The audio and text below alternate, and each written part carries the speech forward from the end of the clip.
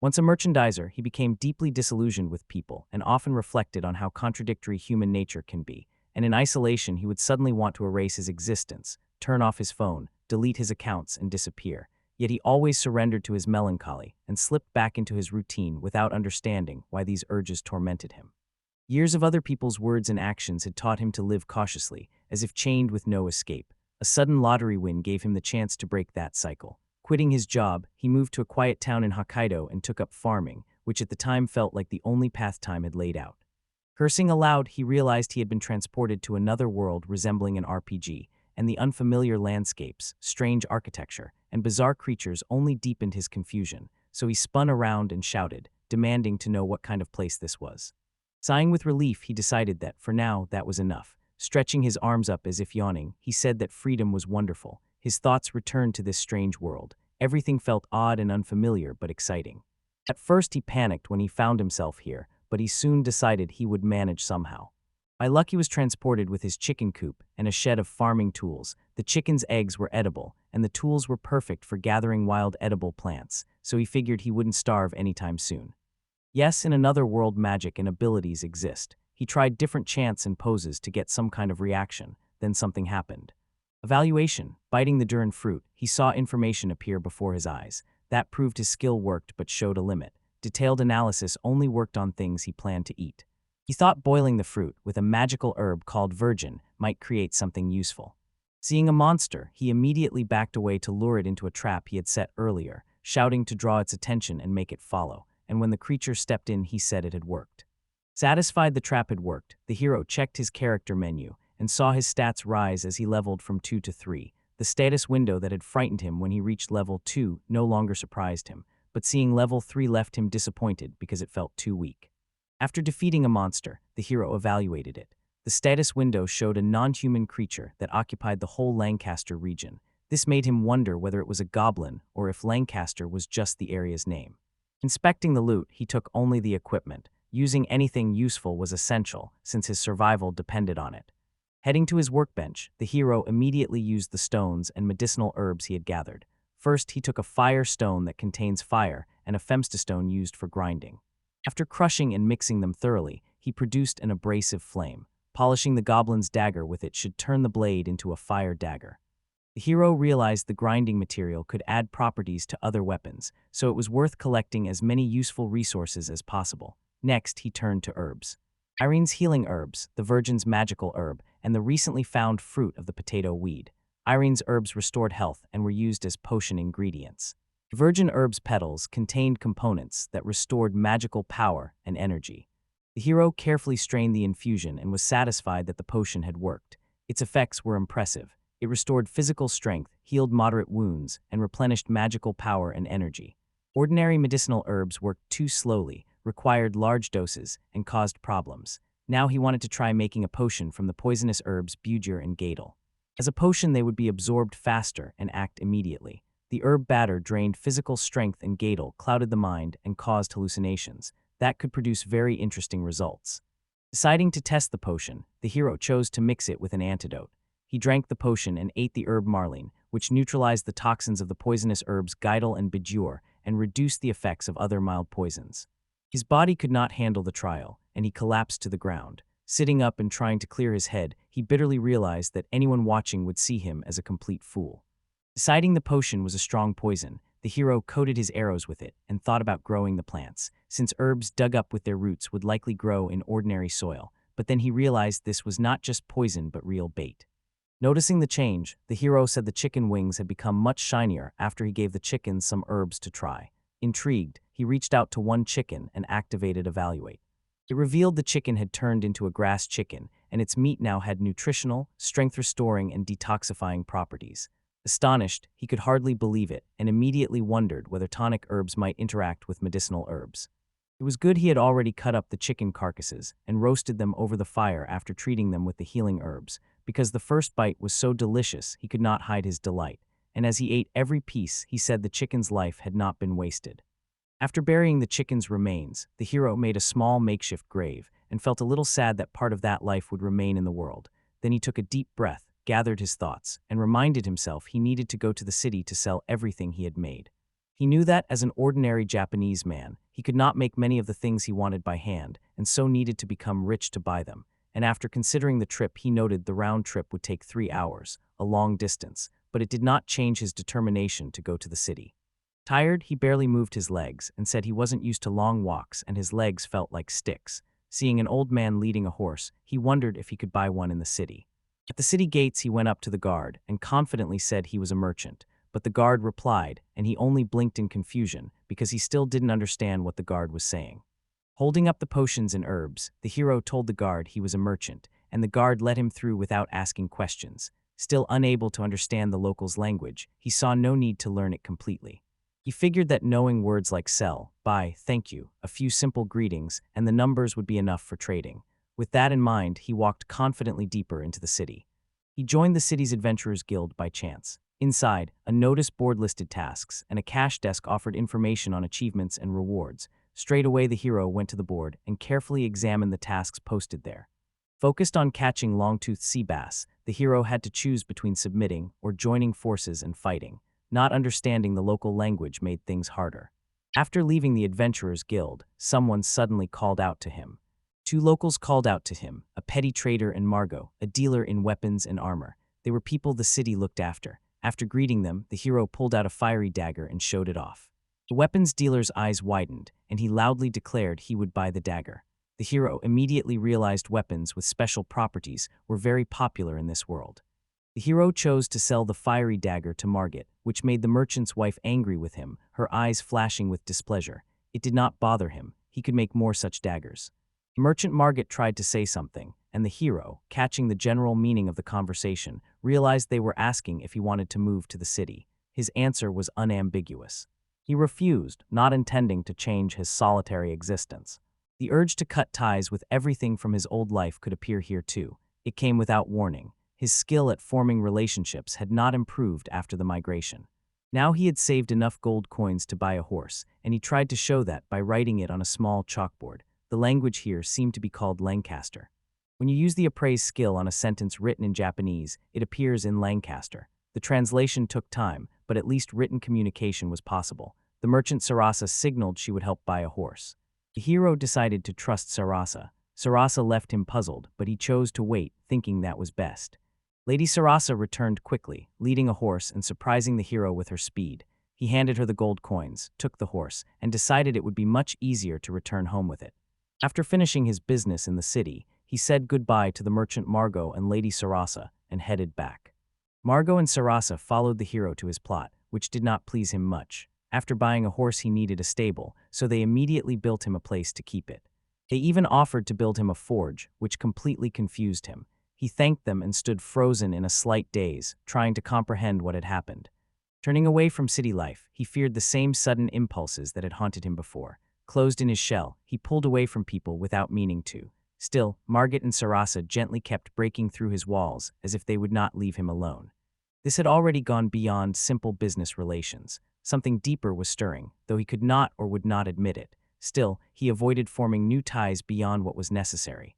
He even began to make some plans and feel some worry, and he still needed to thank the 2 of them properly later. With the extension finished, the hero reached the merchant farmer level, and his new horse Ronant settled into the stable, slowly exploring its new home. Following the design by Margot and Sarasa, merchants from Lancaster, a forge and stable were added to his farm, along with a chicken coop and a barn for tools. He realized he now had enough space to store his creations, and could calmly forge and brew elixirs without worrying about monster attacks. So to test his new setup, he began preparing a decoction, carefully boiling the magical herb virgin and the antidote herb, marina.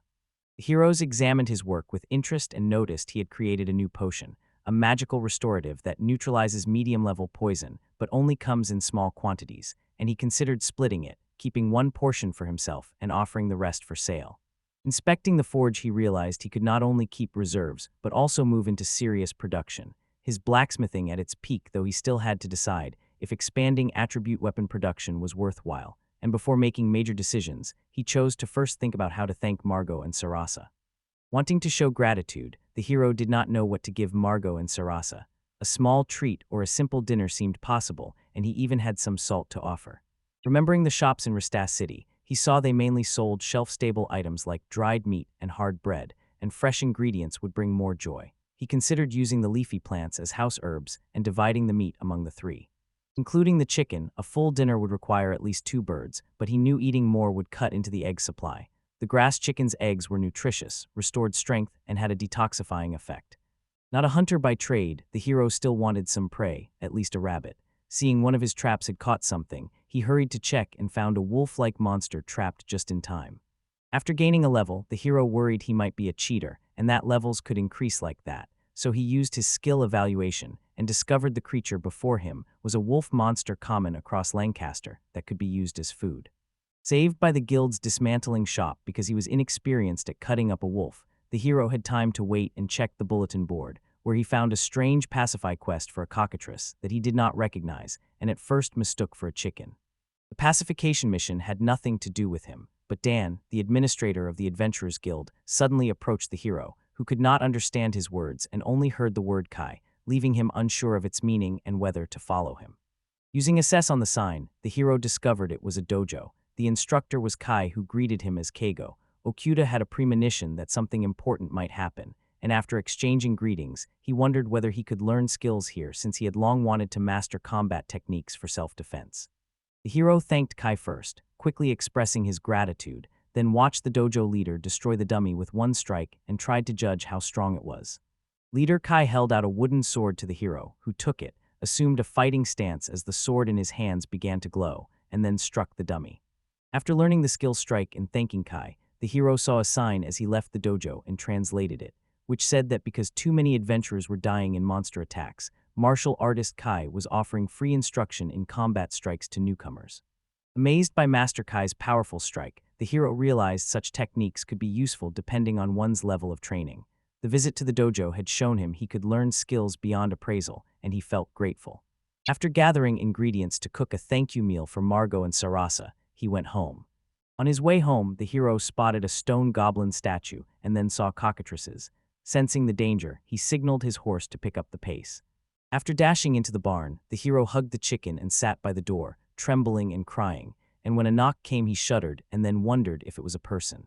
Opening the door with apprehension, the hero saw the merchant Sarasa and hugged her tightly, unable to hold back his tears and crying even harder with relief. When the merchant's wife heard his sobs, she asked him again whether he was afraid, and the hero kept crying until he noticed Margit and another unfamiliar face nearby. Then slowly he tried to pull himself together, ashamed of how pitiful he looked in front of someone he had just met. When Margit mentioned the cockatrice, the hero remembered the quest and wondered if Margit, Sarasa, and the stranger who looked like an adventurer would go to pacify the monster. Gradually calming, he decided to rely on them. Unaware of the current situation, the hero knew he could help by preparing and handing over the weapons and medicines he had stockpiled. After handing over everything needed, the hero watched Sarissa show a sketch of a plan to pacify the cockatrice and explain their next steps. Confused, the hero asked whether they wanted him to attack with a bow, because he could not see why he was being dragged into the fuss of subduing a cockatrice, and he had recently worked for a trading company in another world, so in this game-like place, risking his life seemed unreasonable even if he was ordered to. Margit, Sarasa, and the unknown adventurer tried to lift Keigo's spirits and build his confidence, explaining it would be safer to work together and assuring him they would not allow the cockatrice to harm him. Keigo knew giving in to fear and doing nothing would achieve nothing. His chances of surviving alone were slim. By preparing to subdue the cockatrice, he hoped to return home alive. Seeing the cockatrices, the hero realized how huge they were. At that moment he envied Sarasa, who had stayed behind to watch the house. After confirming Margot and the adventurer were in position, he focused on the battle ahead. The hero drew his bow and fired a poisoned arrow at the cockatrice, signaling his allies to advance and begin the attack. After defeating the cockatrice, the hero realized his allies were likely higher level than him. Just then the monster spotted him, started charging an attack, and he knew he could not dodge the blow. The adventurer pushed the hero through time, allowing them to partly avoid the cockatrice's attack. When the cockatrice attacked, the hero felt his body start to turn to stone, and Margit, defending the adventurer in Kikaku, called out for the detox potion, so the hero took out a potion, gave it to the adventurer, and quickly drank his own. Margit pinned the cockatrice's muzzle to the ground, and the hero knew he could not do without a double counterattack. Despite being weaker, he still had a chance. If he attacked at the same time as the adventurer with the skill strike, they could win. Gathering his courage, he grabbed his weapon. Calm and focused, he and the adventurer struck together, putting all their strength into it. After their combined counterattack, the blow found its mark. The cockatrice let out a final deafening scream and collapsed, completely spent, and the hero and the adventurer, breathing heavily, realized the battle was over and the cockatrice was pacified. Higo Akuta had been promoted to a higher level. He was stunned and could not believe their party had actually managed to subdue the cockatrice. An adventurer stepped closer and introduced himself, and although Kigo still did not understand most of what was said, he clearly caught the name Juno. Overcoming his confusion, he thanked both Juno and Margot for their help in the battle. The hero realized that although each ally was weak alone, the three of them together had won. One arrow, perhaps himself, was much more fragile than it had first appeared, and maybe he had only been lucky this time, but what worried him most were the hidden impulses that made him want to end it all. To celebrate their victory over the strongest cockatrice, they held a small celebration, and Keigo treated Margit, Sarasu, and Juno to a meal, adding garlic and salt to the meat this time though it was tasty without them, and inviting everyone to eat as much as they wanted and take their time enjoying the meal. Keigo believed a well-cooked meal could express many feelings, so he brought extra drinks to keep the feast's warm atmosphere, and deep down he felt truly grateful to Juno for helping him tame the cockatrice, and to Sarasa and Margot for building the stable and forge, which had become invaluable support to him. During their meal, blue wolves approached the camp. The hero saw 3 and assumed the predators had been drawn by the smell of the food he had prepared. The hero concluded that the sudden arrival of powerful monsters drawn by the smell of food was unexpected, and noted that if they did not act aggressively, there was no reason to attack them. Keigo's companions saw his intent and ignored the blue wolves, continuing their meal, and Keigo noticed Sarasa smiling and quietly asked her to stop laughing so much, deciding to stay neutral and avoid creating needless hostility, because after what he had endured, he did not want to become easy prey again, and survival mattered more than defeating enemies, so he chose to eliminate any possible risks. After sending his companions back to the city, the hero started cleaning up after the meal. Feeling he had thanked Margit, Sarasa, and Juno and had trained a little, he looked over the field where the blue wolves had recently been and decided to prepare in case they came closer to his territory. After digging holes and building a nest-like trap, the hero carefully covered them with bunches of poisonous herbs and hid to wait for the blue wolves to return. Keigo set up a homemade rattle alarm around his property in case the blue wolves came by. He decided to set up the tiger trap he had bought from the guild, and after finishing the traps he felt safer and believed his chances of survival had greatly improved. Living on the outskirts, Keigo left a warning sign to show others people lived here and could be dangerous. All the outside work was done, so only the tools still needed to be put away. Repairing the hut crossed his mind, but he decided to make a shield first. Relieved, Keigo felt the cleaning was like any other tedious chore. Once he started, he could not stop. He noticed the boards were gone, which did not surprise him because he had made many things from them today. His house had been a small hut like a chicken coop, but now it was his own home, built with his own hands. Dinner arrived at last, and Keigo prepared a blue wolf steak seasoned with Irino's medicinal herbs and a pinch of salt, paired it with a Milanese fruit liqueur that suited meat dishes, and though it was the same as lunch, it still tasted delicious. When the alarm sounded, Keigo feared it might be the wolves he'd seen earlier. Frightened, he grabbed his weapon and stepped out slowly, hoping it was only people needing help and not the predators he'd spotted before. Keigo left the hut and saw a blue wolf had fallen into a trap. His hopes were dashed. They were not humans. Realizing he had to deal with the remaining pack member first, he drew his bow and fired an arrow straight at the trapped wolf. 2 wolves remained. Keigo scanned the area cautiously, but to his surprise found no other members of the pack nearby. That made him wary. They could not have just disappeared. Peering into the darkness, he watched for the slightest movement, aware the remaining predators might be hiding nearby and ready to attack. Wolves pounced on Keigo from both sides. He barely had time to react, his heart racing and his body tensing as he realized that failing to fend them off would put him in serious danger. With one motion, the hero drove his sword into a wolf, and with the next, used his shield to knock another straight into the trap nest. Pulling his sword from the fallen wolf, the hero felt adrenaline take over, washing away his fear despite the horror of the scene, and now only one wolf remained. Shouting the attack command, the hero used the strike skill, and with one powerful blow defeated the last blue wolf. After defeating the wolves and feeling his level rise, Keigo lay on the grass, looked up at the sky, thought how close he'd come to death, and even considered writing a suicide note, realizing that no matter how powerful he became in this world, it still wasn't enough. At the sound of rustling, Keigo sprang to his feet, ready for another fight, but when he looked closer, he saw something that caught his attention. The little puppy from the pack saw his mother's body and grew sad for a moment as he looked at her, but when he noticed the hero, he brightened and began running around him happily as if nothing had happened. Knowing the wolves would kill him and that their attack was inevitable, the hero held the only puppy left from the whole pack in his arms. Seeing the puppy, the hero knew he could not kill it. After bowing to the dead she-wolf, he decided to raise the pup himself. Tired afterward, he returned to the hut. Feeling tired and heavy-hearted, he lay down, hugged the puppy, and soon fell asleep. Sarasa spotted the puppy and immediately cuddled it, so the hero quickly shouted that the wolf cub was not for sale, and she clearly liked the cub. Skinning 3 wolves proved hard, so he asked Sarasa and Juno for help and used the appraisal skill on the blue wolf's fang, discovering it could upgrade a weapon. The hero sold whatever remained of the wolves. They had tried to eat him, but he still made a profit. After waking, he used a skill assessment on the puppy and found it was a rare ash wolf with fur very different from ordinary members of the species. Believing a wolf cub raised among people might not attack them, the hero still knew that if the adult beast harmed anyone, he would have to take responsibility and kill him. He feared that if the cub learned his parents' fate, it could spark a thirst for revenge. And though the world was harsh with the weak preyed on by the strong, the hero resolved to do everything he could to raise him differently. The hero decided to sew himself a cloak from the ash wolf's fur. He liked the color and believed the pup would recognize him by the fur's scent as one of its own.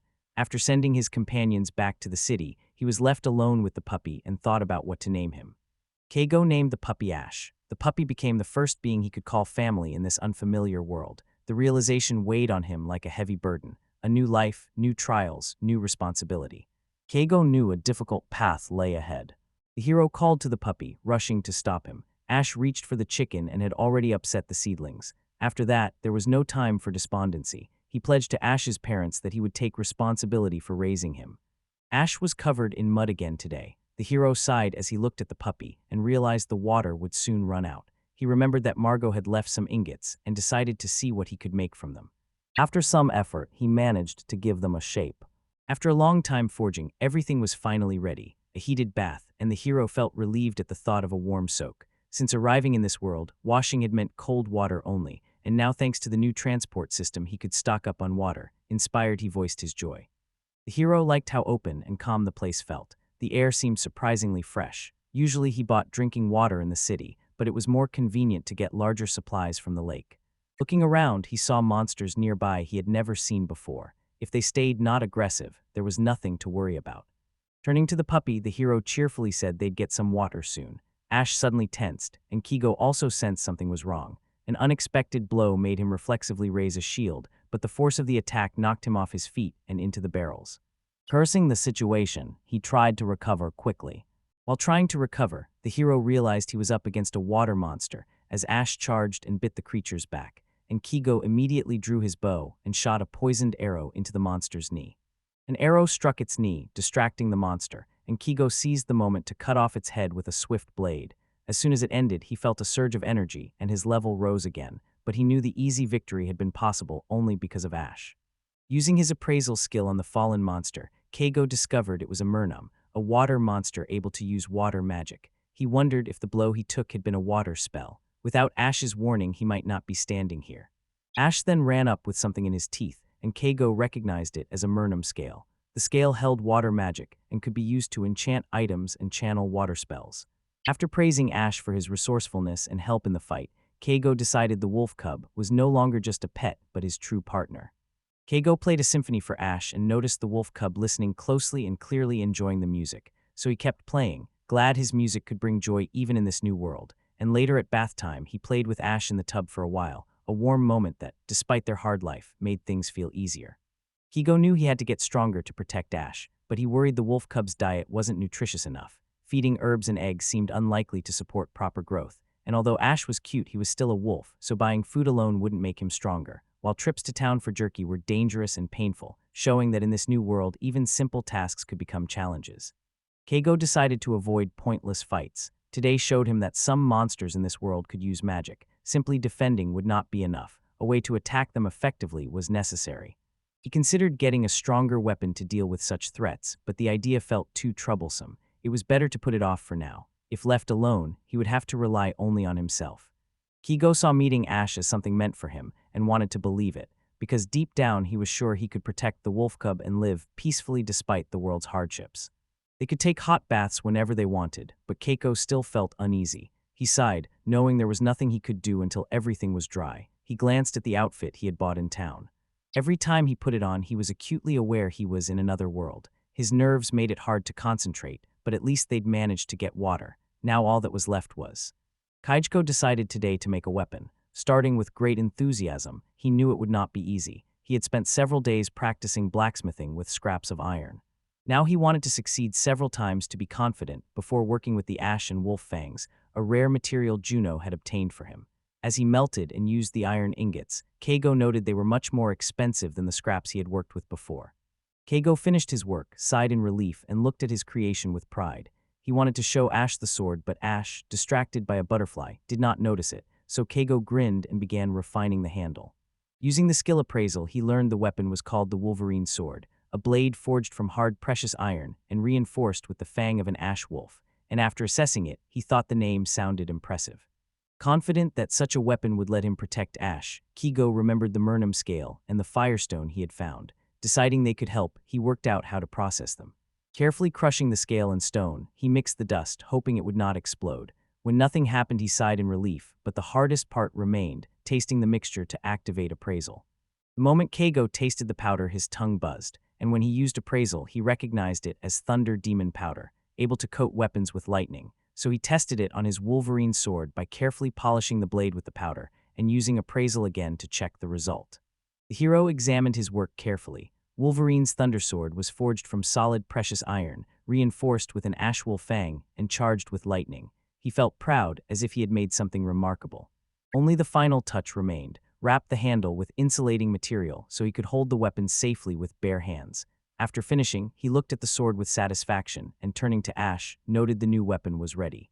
Turning to the wolf cub, he found him fast asleep, having not waited for the end of the work.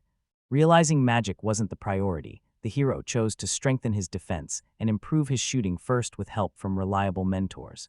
And because he had vowed to protect Ash as parent and partner, he needed to keep honing his defensive skills, since relying only on shooting was risky and the poison ingredients would eventually run out. So he sought training from Master Kai to master the basics of effective battle defense. After the hero asked to keep the bow and was allowed to, he thanked them while Kai loaded the bow, aimed carefully at the dummy, and released an arrow that glowed before it flew. Amazed, Keigo had not expected Kai to be that strong despite knowing he was skilled. Kai called to him and asked him to try the technique. Ki agreed, focused, and copied his teacher's movements exactly. Pouring all his concentration into the shot, he activated the ability while shouting a command. The system reported he had acquired the charged arrow skill. The shot worked, but Kiko knew it would take a lot of training to master the technique.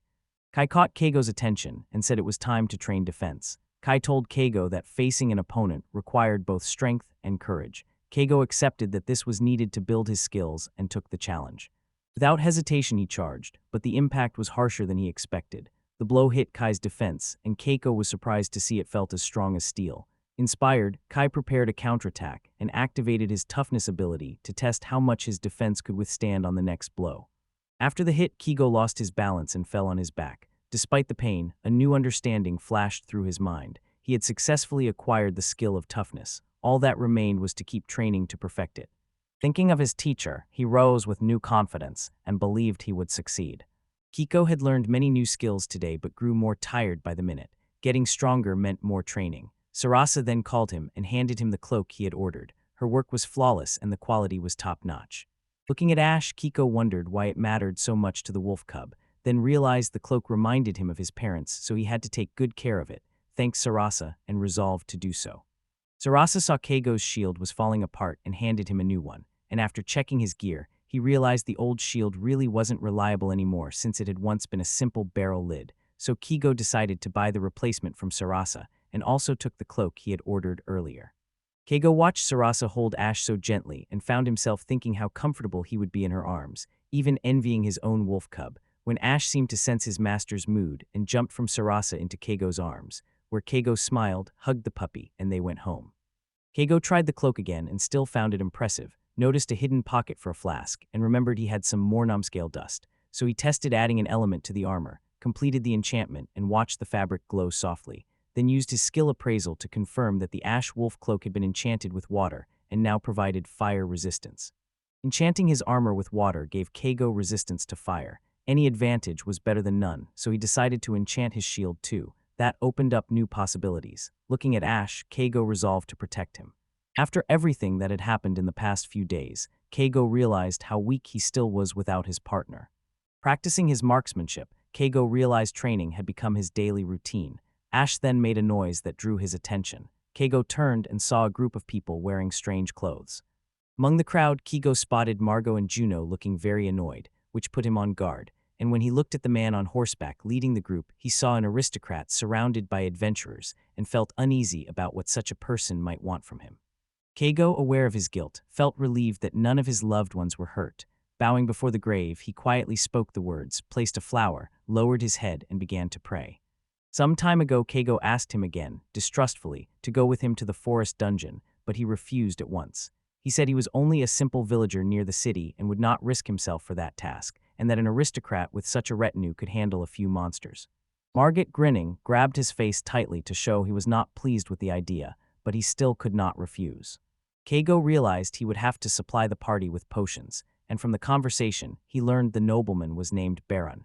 So he suspected the dungeon monsters were unusually strong and worried about his usefulness on the expedition, and he normally avoided going deep into the forest, but planned to use the trip to gather extra herbs for study. Until something odd caught his attention, because everything felt staged like a scene from a movie.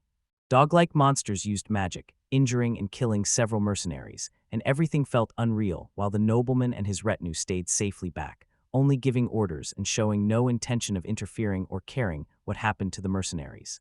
The hero used his shield to protect some mercenaries from the attack, and memories of the tired sense of injustice from his previous life returned, leaving him aware he could not change anything, especially in the middle of battle. Activating his toughness skill to strengthen his shield, he moved toward the monsters and told the mercenaries to run. With the monsters slowing, it became clear they had a chance to escape, so he called for an immediate retreat.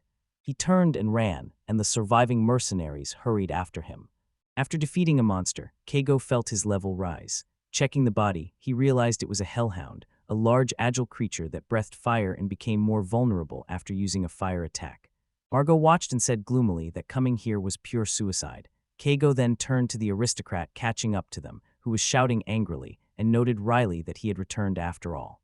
The noble was angry with them for running away. To calm him, he showed regret and gave them some of the money he'd earned. After that, he left satisfied. Keigo realized that in this world, besides monsters, there were other equally powerful enemies.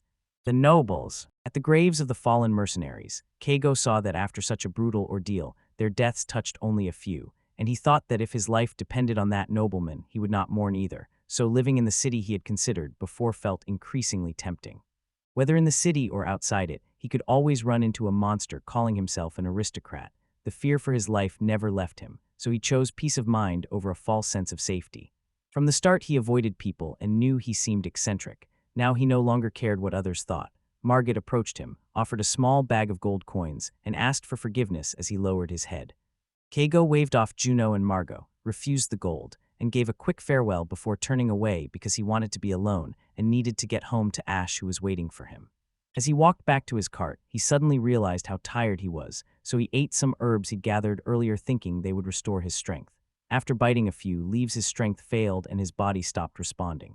He sank slowly to the ground, completely paralyzed, and the effect was entirely unexpected. Keigo woke to find himself in an unfamiliar place with Ash curled on his chest. He gave a sharp, confused cry, saw Juno, Margit, and Sarasa nearby, and heard Sarasa calmly explain that the herbs he had eaten were poisonous and had knocked him out, so Keigo immediately apologized to Juno and Margit for making them carry him when they were already exhausted. Keigo slept about 6 hours, while Juno, Margit, and Sarasa looked after Ash and Renant. He realized again that he had caused problems for the people around him. Thanking Sarasa for the tea she brought to his bed, Keigo smiled warmly and thought they were all incredibly kind. Sarasa lived in San Diego and was surprised to realize he had been in the whole time, so he thanked his friends for their concern and knew he would have to repay them.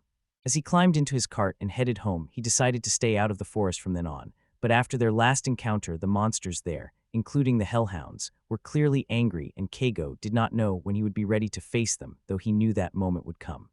Keigo picked up the herb he'd eaten earlier and used his appraisal skill to check it. The reading said it was a green anesthetic herb with a powerful numbing effect and no antidote, and he thought the name fit.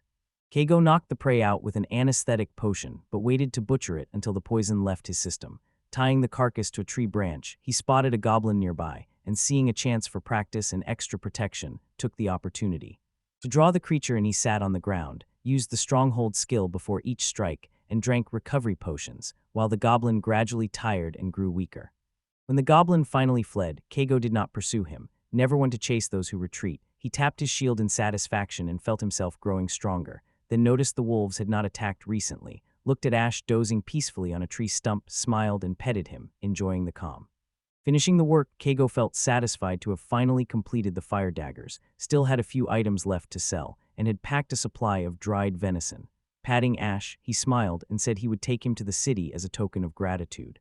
Margit entered. Keigo sold him the fire daggers and after receiving payment, looked at him with mild bewilderment. Margit rose silently, went to the cart and pointed at something among the items. Keigo followed the gesture and said it was meant for Sarasa.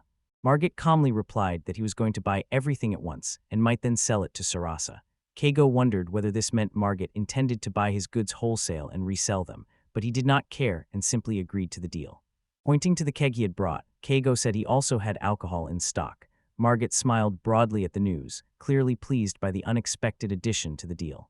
Keigo thought Margit did not seem responsible enough to agree to close the store so easily, but he could not be sure. His attention soon shifted to Juno, who came over and asked Margit something, and it turned out they planned to invite Sarasa as well so they could have a day off together.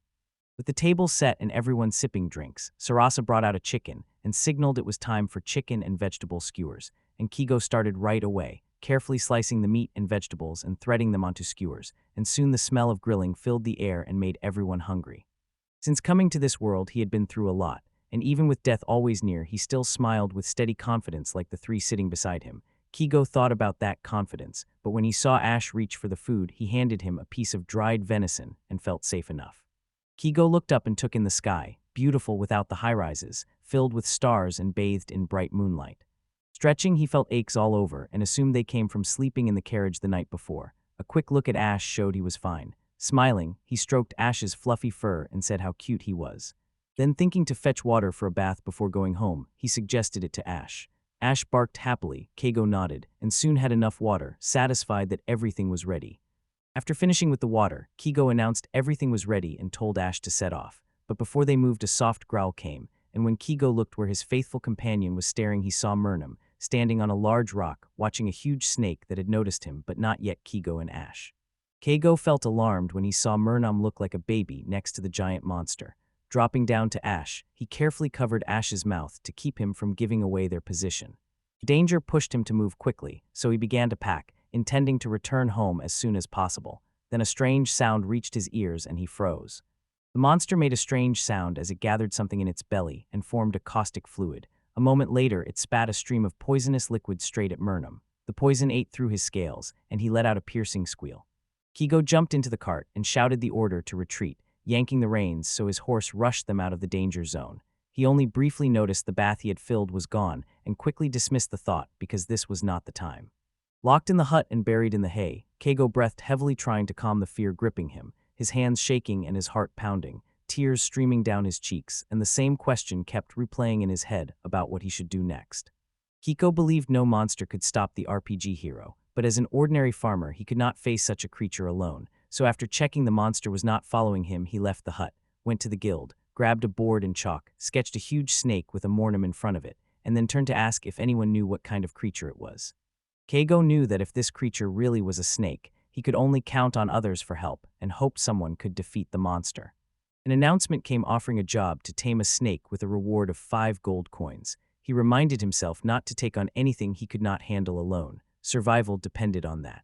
Life was worth more than pointless attempts, so he decided to focus on what he could do himself and avoid unnecessary risks. A couple of days later, Keigo was exhausted. Digging a trench had worn him out, but he told himself that a small step was better than doing nothing. Then a group of experienced adventurers answered his ad, agreed to take on the task, and somehow found his missing bathtub. Keigo knew turning to the adventurers was the right choice in this situation. He did not want cockatrices or hellhounds from the forest attacking his home, so he decided from then on to rely on adventurers to protect it. Then he remembered he had not been to the water in a long time and told Ash he was going to empty the bathtub, but when the dog acted strangely he froze and asked warily what was wrong. When Keigo asked his question, Ash rushed off and Murnam rose from the water. His heart dropped for a moment, then he relaxed when he recognized him and was relieved it was only Murnam. Keigo did not want to fight, and since this was the opponent before him, he saw no reason to worry. It was also a chance to test an idea. Squinting, he drew the bow and shot an anesthetic arrow into Murnam's shoulder. When the arrow struck the Murnam's shoulder, it lost strength and slowly collapsed. Keigo did not hesitate and stepped forward to cut off the creature's head with one precise blow. Examining the prey, he saw that despite its odd shape, the Murnam's internal structure resembled a fish. He wondered if it might be edible, but there was no time for that now. First, he had to begin skinning Manama Hahai Blan. As expected, Murnams were in high demand as potion ingredients, and Keigo asked her to show him how to skin monsters properly so he would avoid future mistakes. Tasting the ingredients occurred to him, but the anesthetic would not wear off for 6 hours. He also received a new batch of Murnam scales, which reminded him of his blacksmithing. His enchanted daggers already had a fire effect, making them excellent survival tools, and he considered enchanting a dagger with a water effect to expand their usefulness. Keigo examined the new enchanted dagger and used his appraisal skill. Tiny drops formed at the blade's tip. He frowned because at first it looked like ordinary water. And he realized he could stick the dagger into a flask to collect clean drinking water. That effect would be handy in daily life, even if it added little in combat. Keigo wondered how long it would take to fill a regular barrel, since he needed water to irrigate the fields and supply the livestock. He knew it would take a lot, but a new source gave him hope, and realizing he could make more of these daggers for sale, and for himself he began to plan. Then after his bath, he savored the warm water and looked forward to filling the tub again, but his rest was short-lived because it was time to get cooking. Keigo roasted the Murna meat just in case, though it tasted fine without roasting. There was no white wine, but fruit ale suited the dish. The meat tasted like white fish, a local variety. Near the pond he spotted many animals and fish, a treasure trove of new ingredients, but he stopped himself, remembering this was the snake's hunting ground and that staying away was safer if he wanted to survive. Sighing, Keigo realized he was arguing with himself again, but money mattered more, so he told Ash he would go to the city the next day to sell the new daggers. He especially liked the water dagger that emits water and planned to sell 2 to Sarasa and 2 to Margot. But as soon as he said that, Margot shouted that he would take all 4, which led to a fight between Margot and Sarasa as each tried to convince Keigo to sell the daggers to him. Ash barked loudly and settled the dispute, and apparently Margot won this time. Somehow these squabbles between them had a calming effect. Keigo noticed Juno standing to the side with a sad expression. Something was clearly bothering him, and Keigo couldn't help wondering what the reason was. Keigo petted Ash and promised to return for him after he finished his business. A memory pulled him back to his time at a trading company, where he often met foreigners but never got close to them. Not knowing the language left a gap that made conversation tense and awkward. Even now, after finding himself in this world, he still did not dare to get close to people. In this world you can make connections without knowing many words. Keigo did not bother learning new expressions. People understood him when he spoke, even without exact words. In the end, he was satisfied with the relationships he had built. Keigo examined the item Margot had given him. He found hellhound claws were useful for blacksmithing, and their powder could enchant items with fire resistance and fire charms. The discovery kept him home for several days. A few days later, he finished the work, forging a hellfire fist shield from hellhound materials. The shield had high fire resistance and provided reliable protection against fire attacks. Keigo enchanted his shield with fire resistance and wrapped it in metal, confident he could face the hellhound. Then tested his new sword with a swing that released a small firestorm and destroyed the chair he used as a target. And seeing the wreckage made him realize how destructive the attack was when Ash began barking loudly, and Keigo grew wary as he noticed his prey had fallen into the trap, something he might have missed without his faithful companion. Keigo had noticed animals were increasingly getting caught in traps with paralyzing poison. Deciding the rabbit could be smoked later, he focused on cooking the venison and boar right away. Glancing aside, he was pleased to see the bath almost full, so today was worth a warm bath and some rest. Later, as he savored the venison, he remarked on how good it tasted. Keigo felt he was finally living a carefree life, cutting off some venison to hand Ash and watching him eat it with pleasure, and in his old world he had often imagined becoming a farmer and living quietly. So now that possibility felt real, if not for nobles and monsters. And a life of simple pleasures and a cozy home seemed ideal, until Margot and Juno walked toward him, and he suspected they were out hunting because the monsters had been getting stronger lately. Keigo assumed he would not be taken anywhere this time. Watching Margit and Juno, Kiko saw they planned to go there anyway. Stopping Juno, Kiko handed Margit and Juno some potions, knowing they would be more useful to his friends now. Juno accepted the potions gratefully and nodded. Keigo noticed Margit hadn't gone with Juno and wondered why, but before he could ask, she started undressing without a word and took over the bathroom, so Keigo sighed, realizing his plans to bathe with Ash would have to wait. Chose not to dwell on it and turned to the pile of ingredients Margit had brought, and to his surprise, she said she was giving them all away, which made him suspect she was trying to bribe him so she could do as she pleased in his house. Yet the ingredients were valuable, so after a short pause Keigo thanked her. She nodded. And he decided to take everything since it would benefit him. Keigo told Margot he was going to pick herbs and Margot went with him, and unexpectedly Margot's company calmed Keigo. While they gathered herbs, Margot suddenly stopped and pointed to the side. Keigo followed his gaze and saw a group of unfamiliar monsters. Margot wasted no time telling Keigo to shoot them with a bow, and Keigo answered okay to show he understood. Keigo had never seen creatures like that before, but Margot did not seem surprised. Perhaps Margot had met this type of monster before. Fighting the new monsters left Keigo slightly stronger, and when he checked the bodies he saw a cobalt warrior and a gray bear, tough foes but manageable. Then back home he found Margit had taken over the bathroom again and she was laughing loudly, clearly enjoying the break, so Keigo shook his head at her ease but said nothing, letting her rest as long as she wanted. After a successful hunt, Keigo and Margit collected valuable ingredients from the slain monsters. Margit decided to butcher the carcasses in the city, and after she thanked him for his help, Keigo sent her on her way. He could not help noticing how easily his solitary life had been disturbed and his routine upset. And despite loving solitude, Keigo realized he had made several friends recently which went against his usual life, but did not bother him because unlike his time at the trading company, when he had to deal with many people, these connections felt warmer and more genuine. And thinking about all this, his gaze fell on the oil lamp. Keigo often noticed the town's oil lamps used demon cores from defeated monsters for light, and watching one glow he remembered how they had taken a similar core on their last raid, the light striking him as beautiful and making him admire it.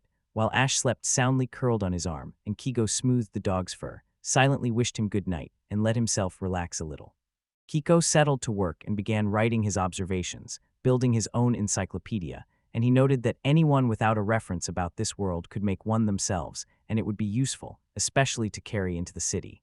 Mentally thanking Margit for the materials and her help, he kept working while his life in Lancaster slowly began to return to normal, though the danger had not gone away, and the threat still hung over him, as a reminder that the peace might only be temporary.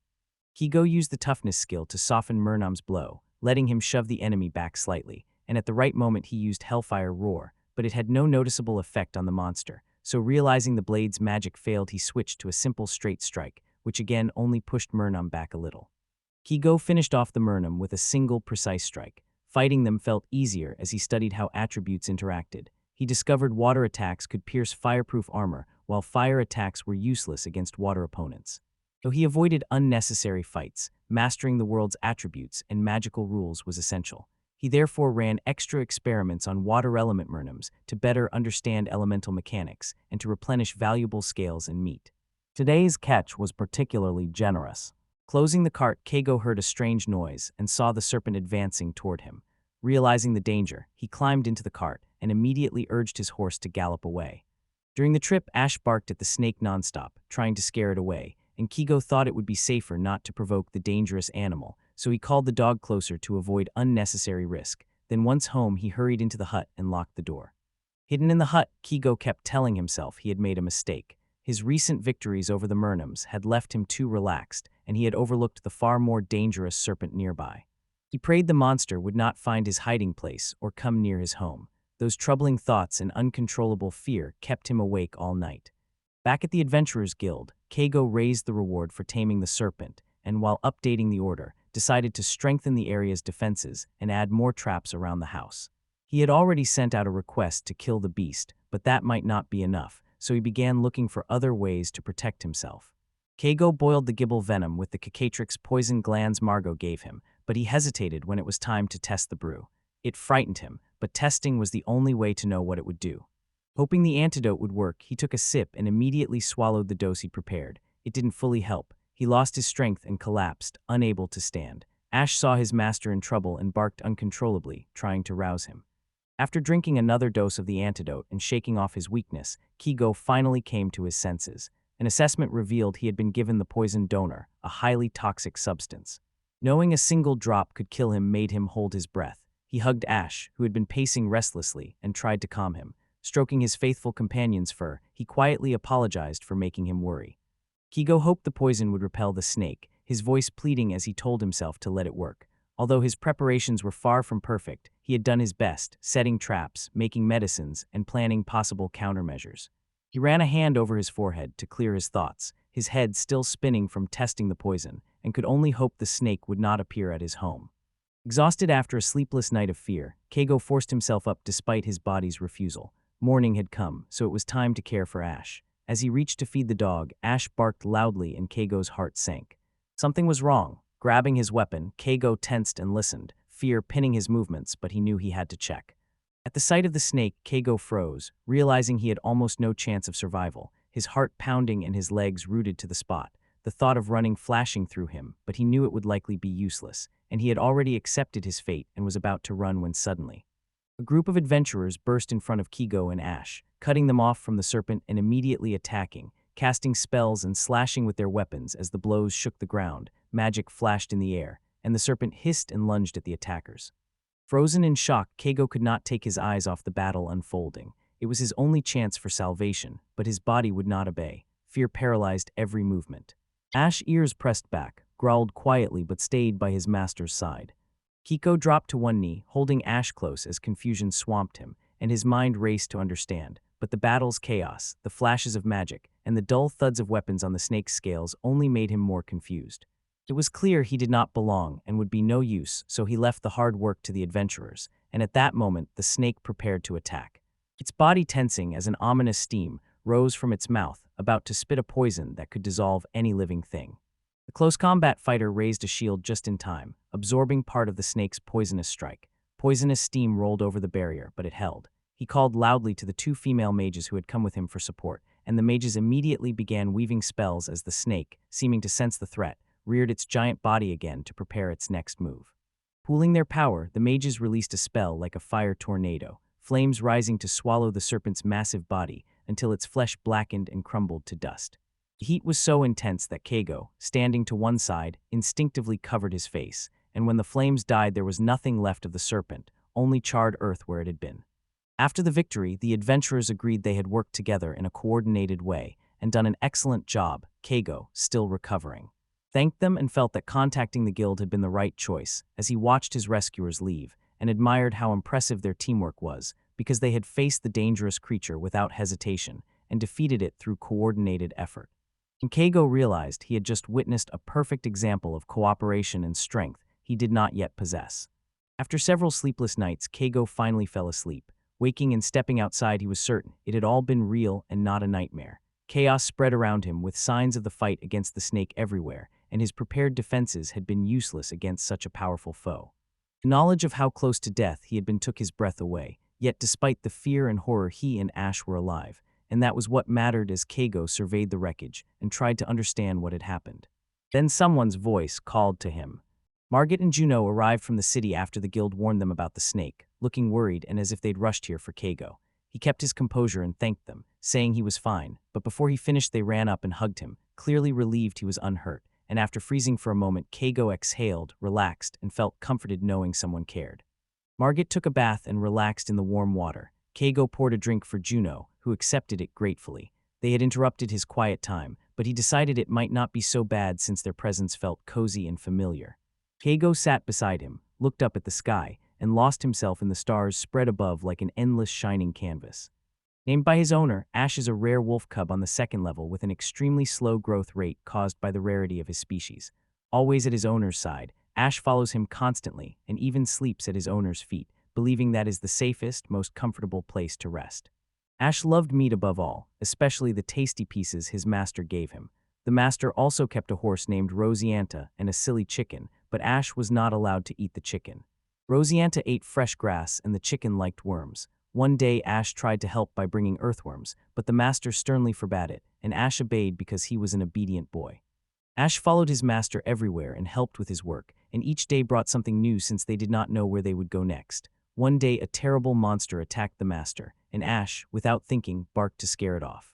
His bark was fierce enough to frighten the attacker. After that, the master stroked him, and Ash felt like the happiest wolf cub in the world. One day an older man and a young woman argued over Kigo's attention. Ash couldn't stand it any longer and barked loudly to stop the squabble. Instead of stopping, the girl grabbed the wolf cub and hugged him so tightly he nearly suffocated, whining pitifully as if begging for mercy.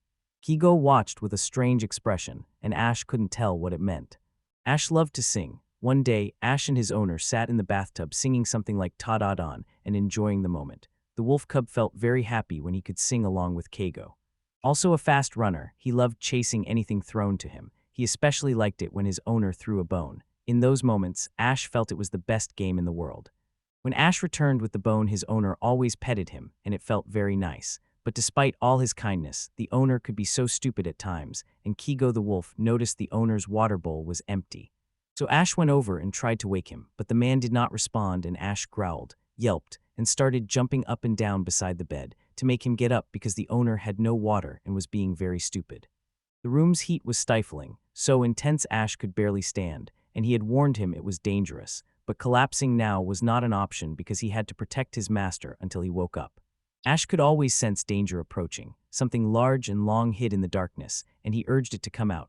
The wolf growled wearily with eyes fixed on the shadow in the corner. Ash always warned his master of impending danger no matter how frightening, and this time would be no exception. He would protect Kago and Rosianta. The creature made a sharp move toward him, but Ash did not back down. Anyone who thought a threatening look would frighten him was wrong, and Ash was not so easy to stop. Despite everything, the owner remained the kindest person in the world. Ash knew he would always stay by his side, no matter where he went. As the Ash Wolf, he was his owner's loyal partner and protector. That day Okuda was accompanied and guarded by two skilled fighters, Margot and Juno, along with Ash, a loyal dog, as they gathered medicinal herbs deep in the forest. Alone in the forest, Okuda would not have dared to go that far. Knowing he was not alone and that trusted comrades were nearby gave him great relief. Margot reported their target was here and told them to keep moving, and soon after they joined the battle and destroyed the monster without suffering serious losses, and he said the battle was easier than he had expected, and victory came easily to them. Margot, one of the fighters, saw an enemy appear behind Okuda and warned the others, but Okuda was hit before he could dodge. Almost immediately, even larger monsters burst onto the battlefield, and he was stunned to see a cockatrice among them. He realized the group had changed formation to better deal with the threat, and this time he would take the forward position with a shield to hold off the enemy.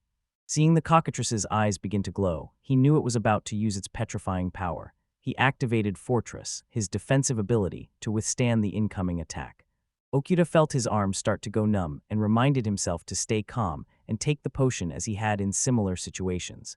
Margot reacted in time and handed him the potion, which restored his condition. He accepted it and thanked her for the timely help. Nearby, Ash barked to boost morale, praised the dog, and signaled the start of the counterattack, while Margot and Juno moved together to support him. They launched a powerful, coordinated strike against the enemy, showing excellent teamwork. After the battle, the system reported the character's level rose from 12 to 13, and several stats changed. Health from 26 to 28, magical energy from 16 to 27, vitality from 19 to 21, strength from 25 to 27, intelligence from 76 to 77, agility from 31 to 33, speed from 25 to 27. Okuda felt stronger than before and realized he had made significant progress. He realized the most important thing was not just strength, but having reliable comrades nearby. The group finished the mission and returned to the city with everyone safe, and Sarasa, a woman from their entourage, was the first to approach Okuda, who remembered that he had last seen her before the snake attacked his home.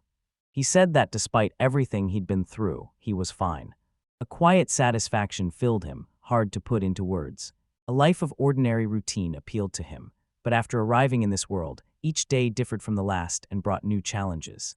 Previously, he worked at a company and was fully absorbed in his work. Parting from his colleagues left him in an uneasy quiet and a hollow loneliness. He figured his former comrades were probably out having fun and making the most of life. Despite selfish thoughts, he admitted he preferred a quiet, measured life. Above all, he wanted to be truly free. Many believe that even experienced adventurers could not always defeat an enemy like a snake, and he admitted that a dragon attack would likely kill him. Determined to survive whatever came, he focused on getting stronger. Magic seemed like the best way to improve his odds. He joked he already had powerful magic, though that wasn't true. To him, life was harsh and never forgave mistakes. He only recently discovered he had exceptional skills in alchemy and blacksmithing. No one else could craft potions and weapons as effectively as he could. Even Margot, with extensive craft experience, could not recreate his work. Without fire magic, he used a fire sword to achieve the same effect, and without healing magic, he made potions that restored health and removed negative conditions. His special appraisal skill made this result possible. He admitted he'd greatly underestimated its importance. Deciding to focus on alchemy and blacksmithing, he realized it could be his path to success. Whatever path he chose, it would come down to hard work and persistence, and that thought made him drift off to sleep. On wakings, he remembered he had another weapon, a bow. Later, he went to practice to sharpen his bow skills, and during the lesson, thanked his mentor, Master Kai, for his guidance and training. Kai responded by instructing Pierce and demonstrating a bow shot.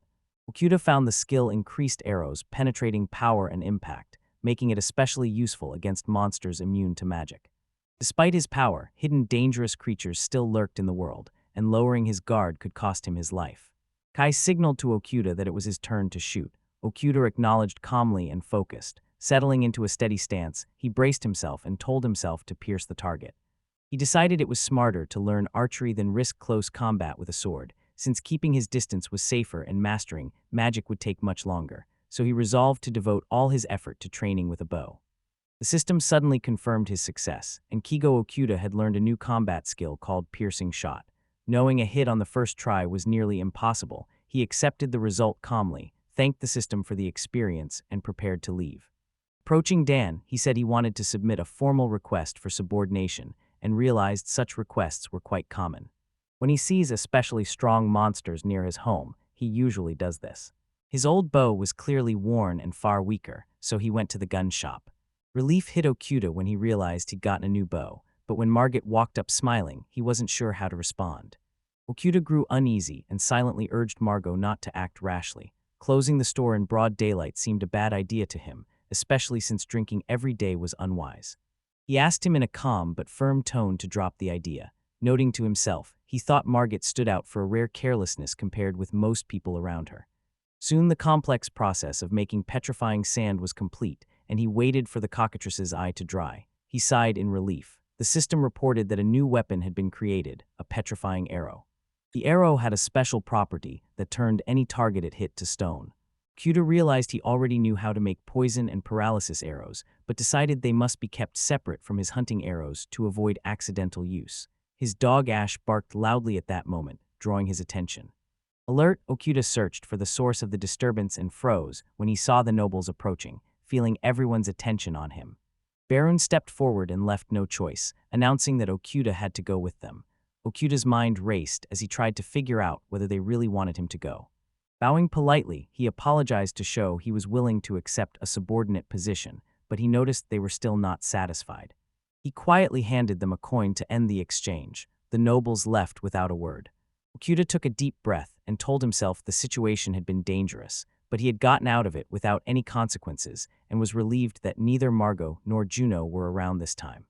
He kept them from seeing the conflict. Turning to the retreating adventurers, he felt sorry for how exhausted and joyless they looked. Wishing them a safe return, he quickly pushed the sympathy away and reminded himself they had nothing to do with him. Relieved to have restocked his supplies, he still needed to check the herbs he'd gathered in the forest, and though he didn't want to test for poison, he knew he had to. Noise outside pulled his attention back, and when he looked out, he saw the nobles at his home again. Okuda still did not fully grasp what was happening. His gaze froze when he saw the damage. The petrification had spread across a wide area.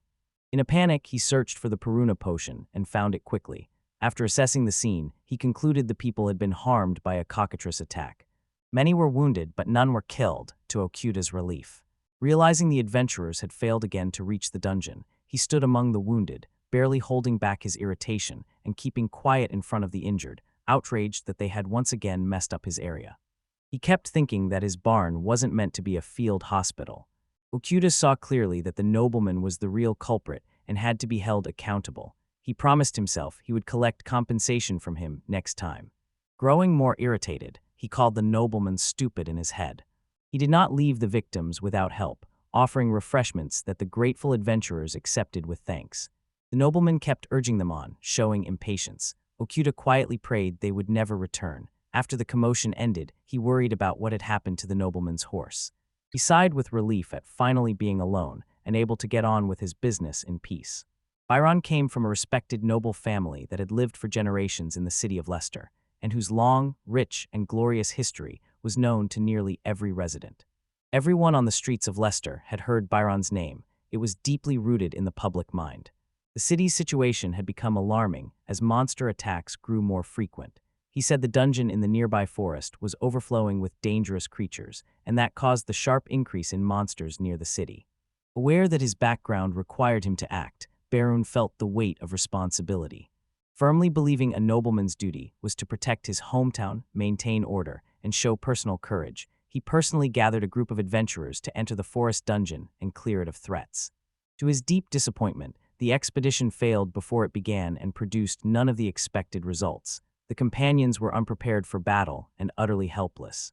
When they encountered an ordinary cockatrice, not a powerful monster but still dangerous, these so-called adventurers panicked and scattered in all directions. Fortunately, Melty the horse, dearly loved by him and his loyal companion, was returned in perfect condition to protect her from being harmed or killed during encounters with the monsters. Returning to his chambers after the failed campaign, Byron was suddenly and completely overwhelmed by a deep sadness. For 3 days and 3 nights, his pillow stayed wet with tears, showing the depth of his pain. Thinking of his favorite, he asked her to wait for him. He vowed to restore her former appearance, no matter the path or how many gold coins it would take. Byron believed his men had a duty to work tirelessly to increase his honor. Neglect of this sacred duty, in his view, deserved severe punishment. The companions he had chosen had not only failed him, but had also dishonored his good name and then tried to justify themselves. He ordered their detention for 1 week, seeing it as part of the duties his noble birth required. Byron insisted noblemen must personally administer justice to anyone who failed him and warned others to think carefully before crossing him.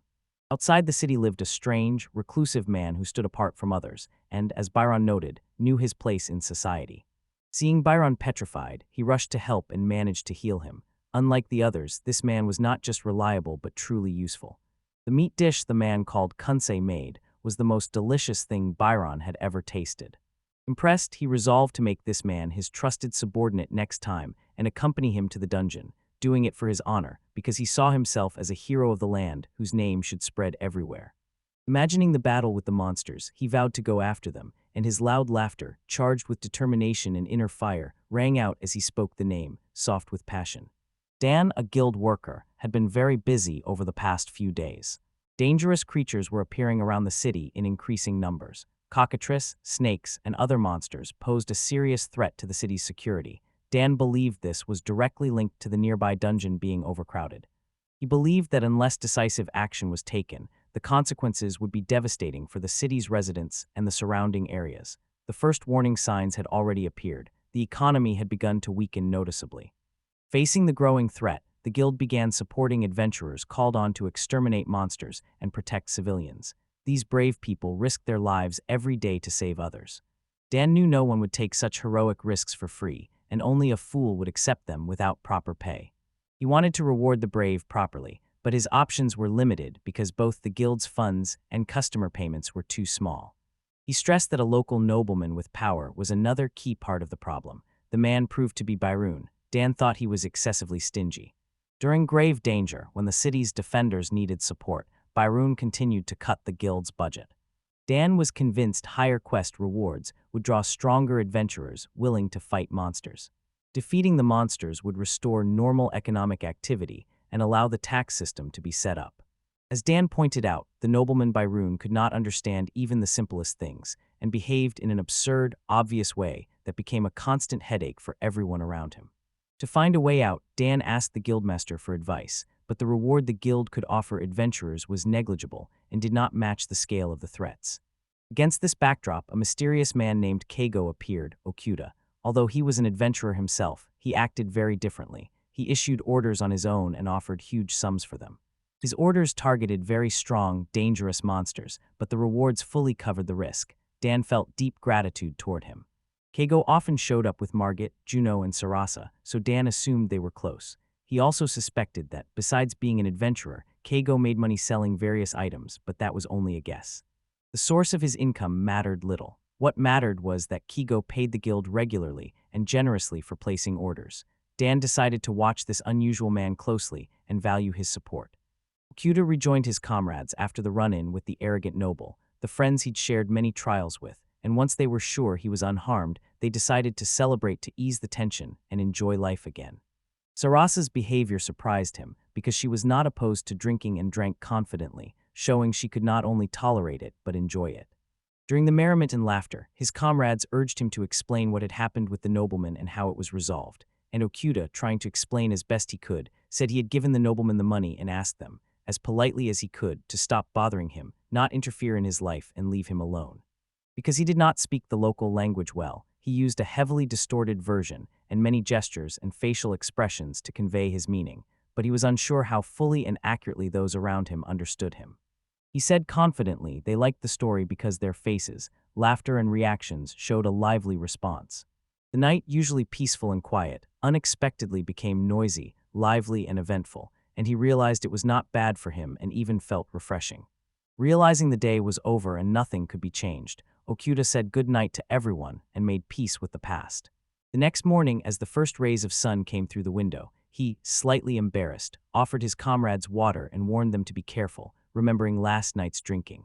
After everyone left, he realized he'd drunk a lot but felt surprisingly cheerful, and he suspected his body, once less able to handle alcohol, had gained resistance to harmful effects, perhaps from using the appraisal skill and frequent experiments with poisons.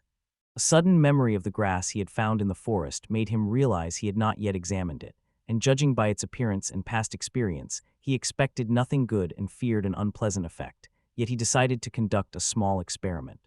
Carefully licking the leaf, he was surprised to feel no numbness, pain, or other odd sensations. The taste was fresh and minty, which he had not expected, and anxiety rose, so he briefly feared he was losing his mind, but he forced himself to calm down and used his evaluation skill.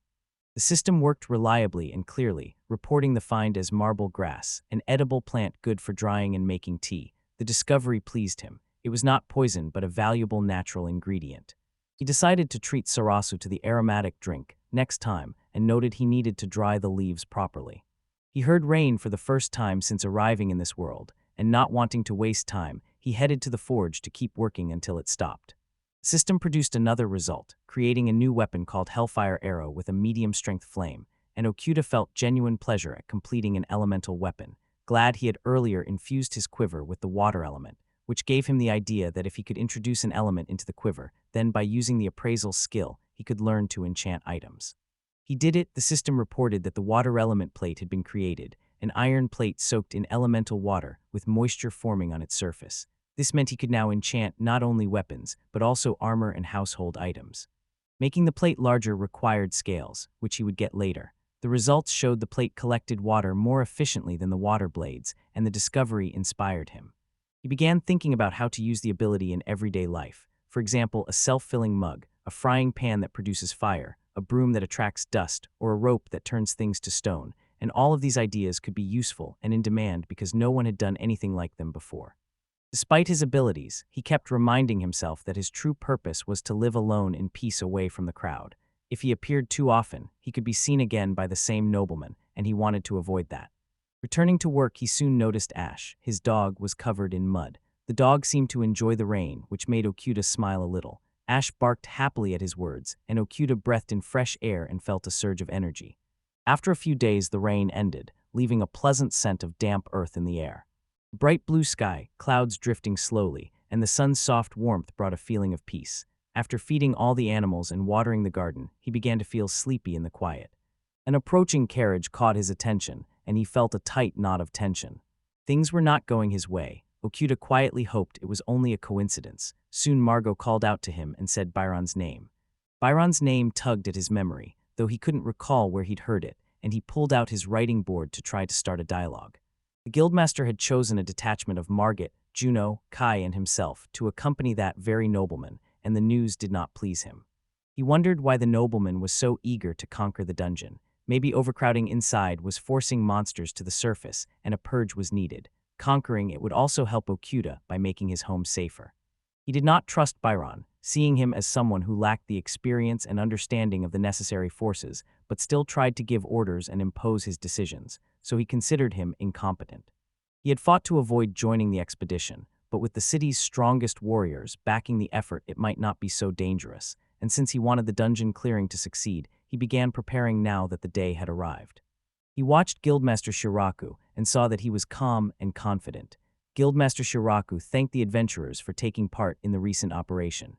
Realizing he lacked the others' fighting power, Okuda joined the support squad of healers and rear support.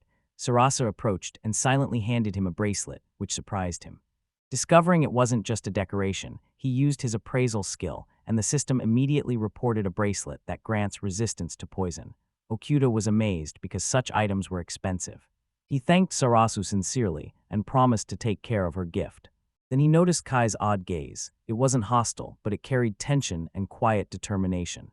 Okuda thought the time had come. Calming himself, he remembered there were many strong people in their group, and if they kept their cool, even a dangerous opponent like a snake could be defeated.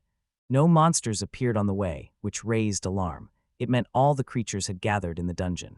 At the entrance, Byron ordered them to start the attack. The adventurer is hurried into battle. Okuda watched with admiration as his comrades moved in unison, Guildmaster Kai and the other warriors displaying honed strength.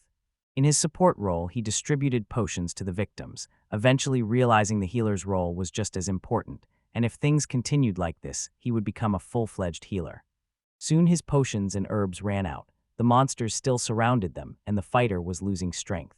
Alarmed, he watched the argument between the squad members and Byron, silently begging for it to stop and for someone to order a retreat. Fortunately, he still chose to pull back. Even with the city's strongest fighters, the attempt to capture the dungeon failed again.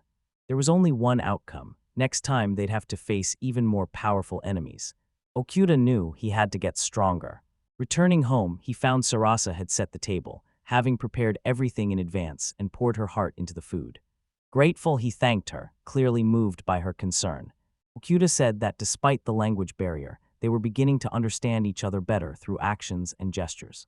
Later, the potion was ready, but he was tired and let himself rest. The night was quiet, and in the morning he was surprised to realize he hadn't felt this relaxed around people in a long time. It was an unusual but pleasant change. Soon a knock came at the door, and it was Shiraku. The guildmaster handed him the bags. They were heavy and turned out to be full of gold coins. Inside was a letter. Okuda used his appraisal skill to read it. It thanked him and offered compensation for the unused potions. He was stunned but understood the main point and saw that his efforts were acknowledged. When Shiraku mentioned Margot and Juno, Okuda assumed he should hand the heavy bags to them and noticed Shiraku looked tired and older, likely from dealing with those noblemen.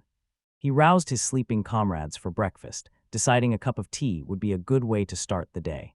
Everyone thanked him for the treat. After finishing his tea, Shiraku said goodbye. Okuda assumed he must be very busy since he was leaving right away and thanked him for the visit as he saw him off. Hope grew that the important truth would finally reach that same nobleman, the one even a powerful team could not handle in the dungeon. Peace might hold in the area for a while. They still hadn't had time to rest properly. Okuda considered holding a small consolation party to restore the group's morale and unity.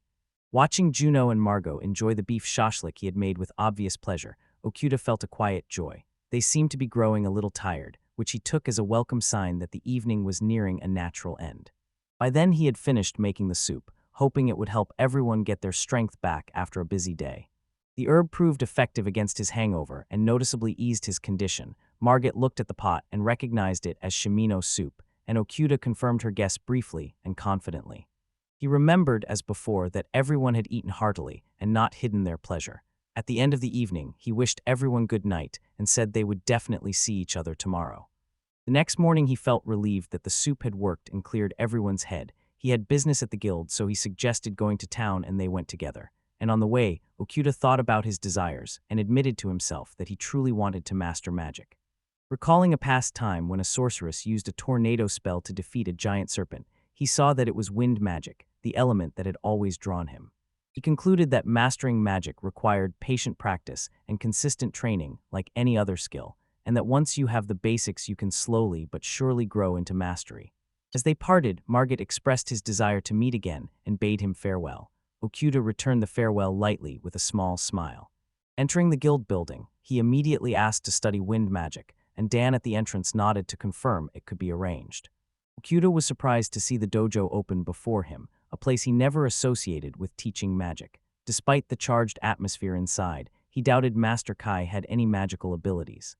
Dan knocked on the door and asked a man named Han to take over the teaching. Okuda felt a little nervous when he heard the teacher's name and was surprised to find that Han, a noble-looking man with an artificial eye, would be his instructor. Han specialized in dark magic, but Okuda still asked to learn from him with complete seriousness and respect. Okuda wondered how many battles and hardships the man had endured. Han showed him the power of wind magic, and Okuda admired it. Though inexperienced, he wanted to follow that path. He started with something simple, imagining the air gathering into a spiral and becoming a typhoon, concentrating as he repeated the spell to himself and channeling the magical power into the image of the wind. After hours of hard practice, he finally activated the magic, but the result was weak and hardly significant, and the system still notified him that he had mastered the magic and discovered a new skill called wind. Determined to become stronger, Okuda decided to continue training, reminded himself that one day he would brew his own potions to help maintain his strength, and vowed to give his training everything. While training, he glanced playfully at his loyal dog Ash and saw him enjoying the airflow from the spell. Then someone fell into the trap, and it was a blue wolf. Ash acted quickly to stop his master from harming the beast, and Okuda noticed the wolf was the same species as Ash and showed no aggression. Seeing the animal was harmless, he let it go and said it could rest easy, but it should not come back.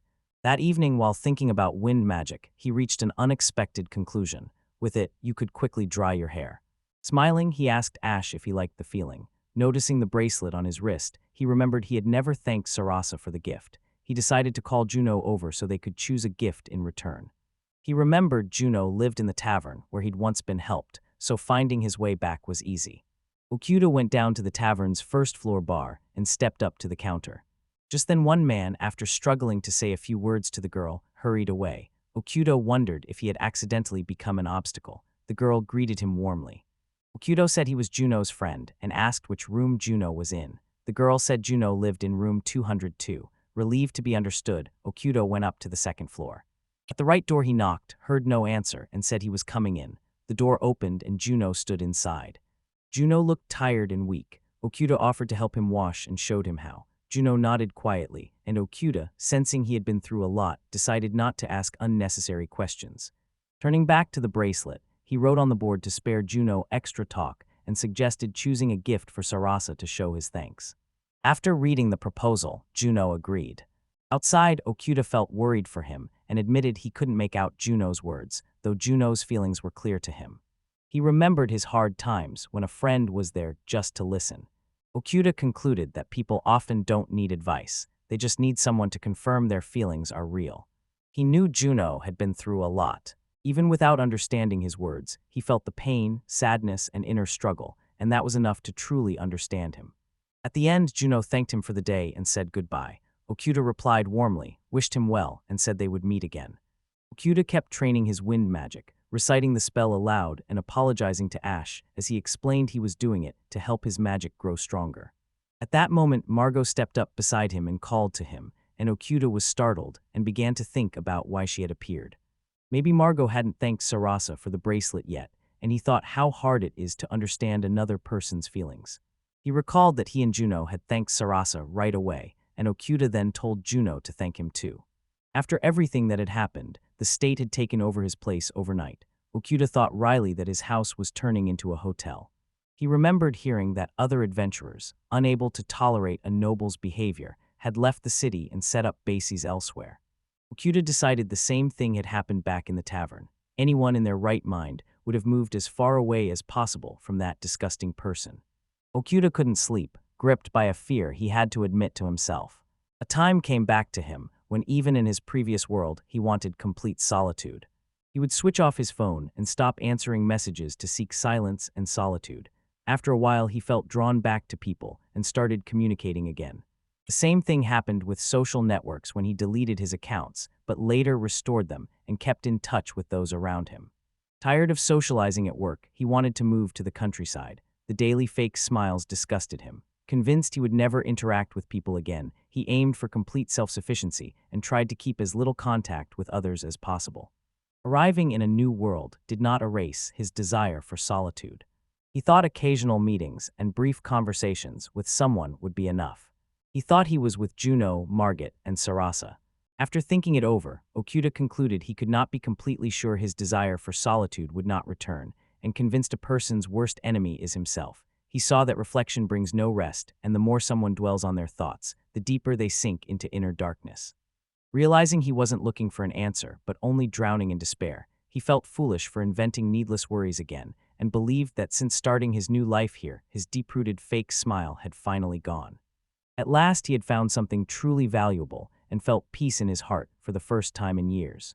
The unusual bond with those three comrades became deeply important to him, and he was certain they would remain with him for the rest of his life. The next morning, after finishing at the forge, Okuda was about to make breakfast and tell the others when nobles entered his house without warning. Their arrival was unexpected, and he immediately realized something was wrong. He doubted anyone truly believed the same squad could take a dungeon, especially without proper preparation. It seemed completely impossible to him. Okuda noticed that when someone's anger reached its limit, their face went completely expressionless, and at those moments he had to put on a mask and smile. Byron, a nobleman, came up to him and called him by name. Okuda grew wary at once and wondered what Byron wanted from him. Byron started speaking in his own language, which he did not understand. Without warning, one of Byron's hands was cut off. Although progress was slow, the wounds in Byron's heart began to heal, and he believed that with time things would improve and fall into place. Those memories of his former self terrified him because that person had completely lost his mind. After the past tragedy, he had gone mad and lost his clarity of thought. By now he firmly believed he was no longer insane. Byron finally realized how deep and unbearable the pain in people's hearts was, and that wounds and the loss of close comrades caused some of the worst suffering. A deep ache tightened his chest as he thought about those who had died because he did nothing, and the memory made him want to stab his past self. Regret for the atrocities he had committed built up inside him until his whole body trembled with guilt. Seeing Heinrich take charge and make decisions, Shakara cried with joy. Heinrich had taken on running the city council and was handling it with remarkable composure. Byron found taxes and administrative matters confusing, but his son Henry proved to be a true leader and a worthy man. Rune increasingly felt unfit to rule and blamed himself for what had happened. No one knew it, but he began to fear the looks people gave him, which he saw as condemnation. His anxiety symptoms kept getting worse. Once he acted without thought or pressure, doing whatever came to mind, but now he felt a crushing responsibility that could break him, and he truly wanted the city to thrive with life and joy. The villagers might have preferred him to remain mad, but he knew that would not help. Locking himself away would be easy, but it would not let him fulfill his duty to the people. Memories of the residents he knew and the people he had hurt with his actions returned. Gathering his remaining courage, he told Shurak he would do everything he could to revive the city. His body still trembled when meeting people, but he had recovered enough to answer when his name was called. One day Shiraku approached him and apologized. His son Heinrich had raised the tax on rewards for killing monsters and had formed an alliance with the guild to jointly solve the city's problems. Byron thought it would be great if his son continued to rule the city, but Shiraku expected him to agree to this. He realized how much suffering he had inflicted on Shurak. Byron felt ashamed for forcing the guildmaster to bow his head before him once. The depth and strength of Shiraku's pain were now clear to him. Putting his excitement aside, he bowed to Shurak and apologized. Byron's thoughts cleared and he realized Shiraku was starting to worry about him, but he knew he couldn't stop now. He admitted he'd made many mistakes, and one of the worst was forcing people to bow to him, a conclusion he had only just reached. Thinking it over, he realized he still owed apologies to many people, including the innocent adventurers he had wrongly sent to prison, and suspected many of them now hated him. His actions had caused problems across the whole city, so when Shiraku suggested Byron should leave now, Byron agreed. Over time, he began to feel that Henry was trying to avoid talking to him. Not knowing his son's plans, he feared a tax increase, but Henry said the guild was responsible for the city's safety. They decided this after talking it over. Byron wasn't sure his son acted out of respect, and he knew he couldn't understand all his motives. The choice left him feeling he had failed as both a father and a man. If his son ever followed in his footsteps and used his power to harm others and cause suffering, Byron was ready to guide him back to the right path, seeing it as his unwavering duty as a parent. Lester von Byron, though not fully recovered, could already walk freely around his residence and its surroundings. Byron visited every neighborhood and apologized to the residents. Given the chance, he would have tried to repair relations with everyone. He finally realized how hard true forgiveness is. So Byron did everything he could. Knowing nothing would change if he shut himself in his room and stayed isolated, he asked the butler to look after the horse Melty, and the butler agreed and promised to do it.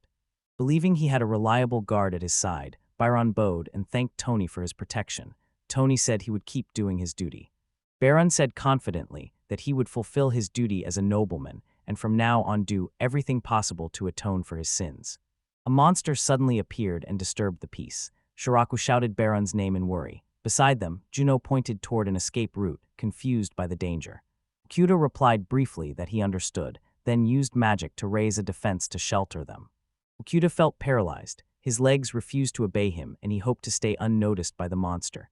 Meanwhile, Sarasa bandaged Byron's wound and reassured him, repeating that everything should be fine as if trying to convince herself and everyone else. One day, Okuda said they managed to survive while trying to establish that thought. Juno turned to him, looking concerned about his condition. He nodded and said he was fine. Inside, he knew that despite his outward calm, he was unable to act and felt helpless, yet he also understood a task had to be completed immediately. Okuda focused on brewing potions, hoping they would help, because he thought that even with magical aid and potions, restoring a severed arm would be extremely difficult, and his only consolation was that no one had died in the attack. Smelling his own blood, he decided to take a bath, but the fog was thickening and it was bound to happen during the day. Later at the guild building, he asked Dan to increase the quest reward. Remembering that the guild had already posted a request to subdue the monster, he had deliberately raised the reward to draw more experienced, powerful adventurers, and the foe they had assumed was a simple creature was actually a lesser dragon, so if it had targeted Okuda himself, he would have died. A tight dread settled in him as he thought about how long he'd have to live in constant fear, always bracing for more attacks. Back home, he checked if he was really alone and tried to convince himself no one was nearby. Considering going to Margit, he concluded no place could protect him from a possible attack and death would be inevitable wherever he went. Staying home, he tried to distract himself, but his thoughts kept spinning and he could not tell whether the thick fog around his house made him happy or sad. Okuda tried to calm his fear by drawing, but his hands shook and he could not focus. By morning, he realized he had not slept a wink. A cheerful dog named Ash made him think he should have gone to Margit's and gotten drunk until he passed out, and a familiar voice at the door turned out to be Margit and Juno. Opening the door, Okuda said the unexpected visit had frightened him. After Margit showed a drawing of a dragon on a piece of paper, he tore it, which surprised Okuda. Relief washed over him when he realized the threat was gone. Later, he decided the huge lizard they had mistaken for a monster from the forest dungeon had actually flown in from distant lands and had only happened to be nearby. High-level adventurers had already defeated her in another city. Peace returned, and he felt a lightness in his soul. He knew other monsters might appear and attack in the future. On seeing the strange creature, he knew at once it was a monster. It had lost its way in the fog and ended up at his house by accident. Assessing the scene, he saw the system label it a fighting bull, a cow-like monster that lived by the water in the Lancaster region, and Okuda noted it was a bull, though at first he had thought it was a cow. When the fear passed, hunger tormented him, and he blamed Margit and Juno for everything because they had been too kind to him. Maybe he saw a nobleman's arm cut off. He was unhappy that he had to do all the cooking. However, he noticed the thick fog had already cleared. Okuda suggested a feast featuring steaks, matsanabe, smoked meats, liver, and a variety of other meat dishes. The friends sat down to eat and enjoyed their time together. They later admired the night sky. Okuda noticed Margit was snoring loudly and remembered the Shimano soup he had forgotten to drink. He noticed his friends were looking quite tired. He realized he could finally be honest with them and that they had formed a bond where they could call each other best friends.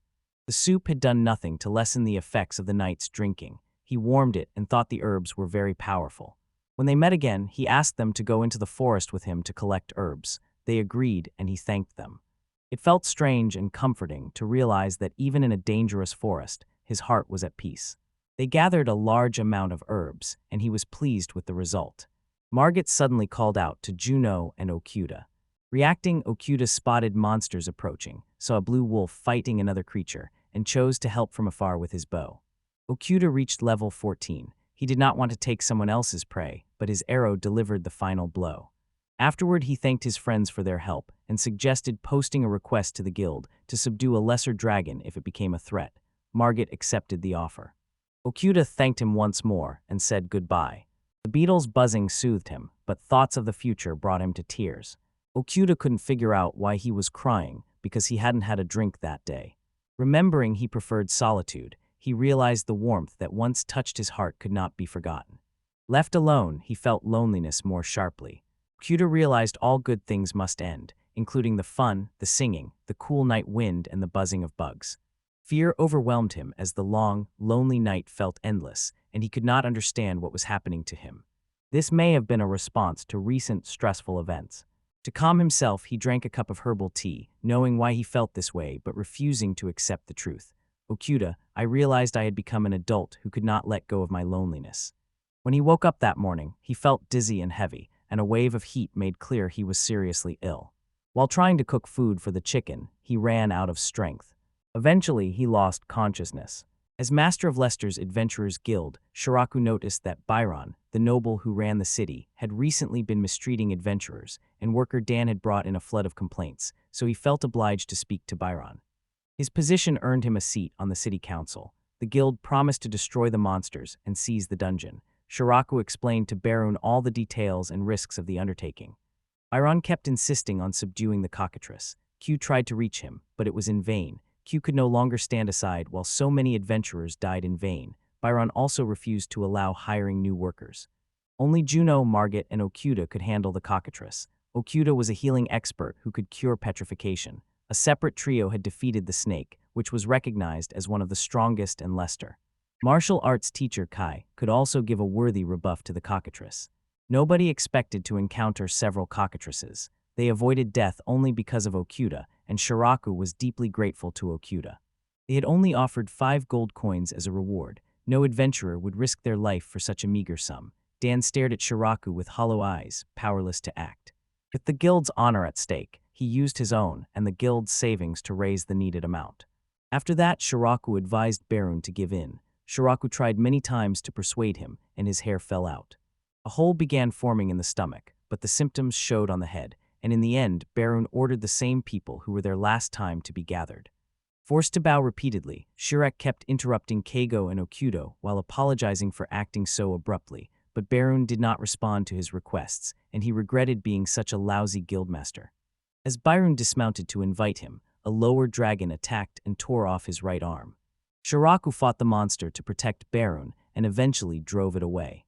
After that, Beethoven stayed hidden in his room. The butler said he never came out and food was left at his door. He spoke to a horse statue. This hurt the city. Henry, Byron's son, talked with his father and soon became the family's heir. Unlike his father, Henry was very wise, so Shiraku's restless heart found peace. Byron, a nobleman who lost his right arm fighting a lesser dragon, grew deeply afraid of the world around him. The fear made him lock himself in his room and refused to go outside. He had his favorite horse, Melty, brought to his chambers to ease his loneliness. His behavior made those around him think he was crazy. Byron felt people were mocking him, which heightened his paranoia. Fear grew until he feared even birds and insects and wanted to punish anyone he thought was laughing at him. So he pulled back from running the city and avoided people, because meeting them caused severe anxiety and made his remaining hand tremble, and the loss of his right hand made eating difficult while voices in his head told him he deserved his suffering. Byron refused to call himself crazy, but admitted he was afraid of everything around him. Servants turned cold toward him. Sleepless and tormented, he wanted to disappear from the world and cursed everything around him. He couldn't remember the last time he left his bed and felt disconnected from his former self. Guildmaster Shiraku found someone to remove Melty's petrification, which restored Byron's will to live, so he began leaving his room in daylight to be near Melty and slowly regained a sense of happiness. Sleep problems began to ease, but he still found it hard to meet his servant's eyes. Softly and kindly, the voice said it had brought a canned peach and wished Okuda a speedy recovery. Okuda thanked the voice and called her mommy. Okuda woke up and realized that everything that had happened was only a dream, not reality. He first realized that the fever that had been tormenting him was finally gone, and he felt great relief. He realized with alarm that he had been unconscious for several days after losing strength and collapsing from exhaustion. Busy feeding the chickens that day, he apologized to them for not preparing their food before collapsing from exhaustion. Okuda said with relief that his health had improved and that, by chance, no customers had come while he was sick. Bitterly, he admitted a deep fear of dying alone without anyone to help. He thought about kodokushi, the term for dying alone and not being found for a long time. Sadness filled him as he thought of his mother, whom he could no longer reach. He feared she believed he had left home and abandoned everything. Okuda felt deep pain thinking how dear everyone had become after all he had been through, and he hoped Margot and the others would be fine despite his absence. But he blamed himself as useless, admitting that although the fever had passed he still needed rest, so he decided to spend the day quietly, relax, and make a couple of potions. Watching the potion brew, Okuda's gaze fell on a familiar figure, Juno, and he immediately realized he had not seen Juno in a long time. On learning Juno had come to offer a subjugation mission, Okuda said he had only recently recovered from an illness, and, tired and weak, politely declined the offer. Accepting the refusal, Juno turned calmly and said goodbye, promising to return tomorrow. Okuda wished him luck and a safe return as he watched him leave. Later, thinking about his symptoms, he remembered Juno mentioning a doctor in town and concluded potions were not always effective for fever, so going to the hospital would be wise. Later, while checking his supplies, Okuda noticed he had made a large number of potions, and Juno approached him again, calling his name. Okuda, slightly surprised, said Juno looked as if he had been hunting because of his appearance and tired expression. He noticed medicinal plants and food in Juno's cart and assumed Juno had gone to town first instead of heading straight to a mission. Juno explained they were all for Okuda. Okuda felt touched and thanked Juno, though the only thing he had to thank her for was the potions. He asked Juno to stay the night, relieved to have a friend with him during difficult times. Juno said much happened during Okuda's illness. Okuda resolved to quit being lazy, but first he wanted a good night's sleep. That morning Juno said goodbye to Okuda, and Okuda wished him luck. After a good night's sleep, Okuda felt better and decided to stretch. Byron, a nobleman Okuda had once considered an idiot, appeared. He came without adventurers this time. Okuda decided not to mention that the three of them were going into the forest. Byron bowed and apologized to Okuda, surprising him. Okuda could not believe what he heard and felt unsure if it was real. Soon Byron handed him a heavy bag, and Okuda, surprised by its weight, noticed about 500 gold coins inside and wondered what Byron hoped to gain by this act. Seeing it as compensation for pasting conveniences, he said the act was unexpected and rare, and recalled that at their last meeting, Byron seemed to have become a decent man. Seeing the man's sincere posture, Okuda believed he was truly repentant, and with the nobleman's threat gone, he had no reason to refuse the gift, so he decided to start small and treat Byron to something delicious. The scene at his home felt familiar and comforting, and he recalled that smoked meat was especially popular among the nobility. Tony, the nobleman's bodyguard, told him his master had been replaced by his son. Okuda realized many things had changed while he was ill. He began cooking, frying a whole hare with garlic, salt, and herbs, and believing the dish would appeal to the upper class, he gave it his all in the kitchen.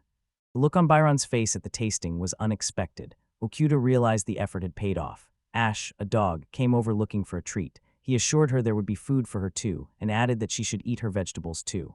Seeing the noble's direction and Tony's route, he realized they were heading to the forest and the stables, not the city. Holding them back was exhausting. They looked like drunken commoners, so he thought he should give them some shimano soup when they woke. That morning, as expected, he found them in a pitiful state and was still shocked, then said goodbye and told them to take care of themselves. Having saved a large sum, he needed to decide how to use it wisely. Visiting a merchant he knew, he discussed future investments. In town, he met Margit, Juno, and Sarasa. They talked about adding crossbows and building stone walls around his property. Noting that stone was stronger than dirt, he said he wanted a bath and a proper bedroom. With plenty of money left, he complained he was tired of living in a chicken coop. They agreed to continue working together. With his friend's help, he set up meetings with artisans and suppliers of building materials. He also visited a doctor named Kishu, sensei, to make sure medical care was available. Not knowing how advanced medicine was in this world, he was relieved that doctors existed. He told Sarasa to deliver everything he had bought, including materials and food, to his home. Okuda chose to smoke the meat to thank his friends for their help. Knowing he could no longer return to the hermit life, he thanked them sincerely. A few days later, he admired the newly built protective wall, the bed, and the bedroom. Describing his new home as a fortress and a dream come true, Okuda hoped wild animals like snakes and flying lizards would stop seeing him as prey, and he sincerely thanked everyone who helped him. Margit walked up and called out. Okuda suggested celebrating the construction's completion and offered him a drink. When Margit asked if Sarasa was nearby, he said she was not. Okuda suspected Margit might be avoiding meeting her. Margit raised his glass and proposed a toast to the completion of the construction. Okuda said he still hadn't had a chance to try the shimino soup again, recalling that he and his best friend had been drinking until the early morning and felt it was worth celebrating. He concluded they were both hopeless adults. The next morning he woke with a heavy head, convinced that giving up the shimano soup had been a fatal mistake. Lying on the ground, Okuda felt he had become lazy again. A few days after his house was finished and the stone walls were in place, he finally felt the long-awaited security and relaxed. With the threat gone, the energy he normally spent on daily tasks dropped from 10% to 3%. With gold coins to spare, he no longer had to worry about work and could sleep and wake whenever he liked. It seemed the dreams he had once cherished were beginning to come true. Maybe he had rested too much the day before. It was still very early and the sun had not yet risen, but he was already awake. He opened his eyes first that morning. The animals nearby were still sleeping peacefully. In that quiet, he decided to gather his thoughts.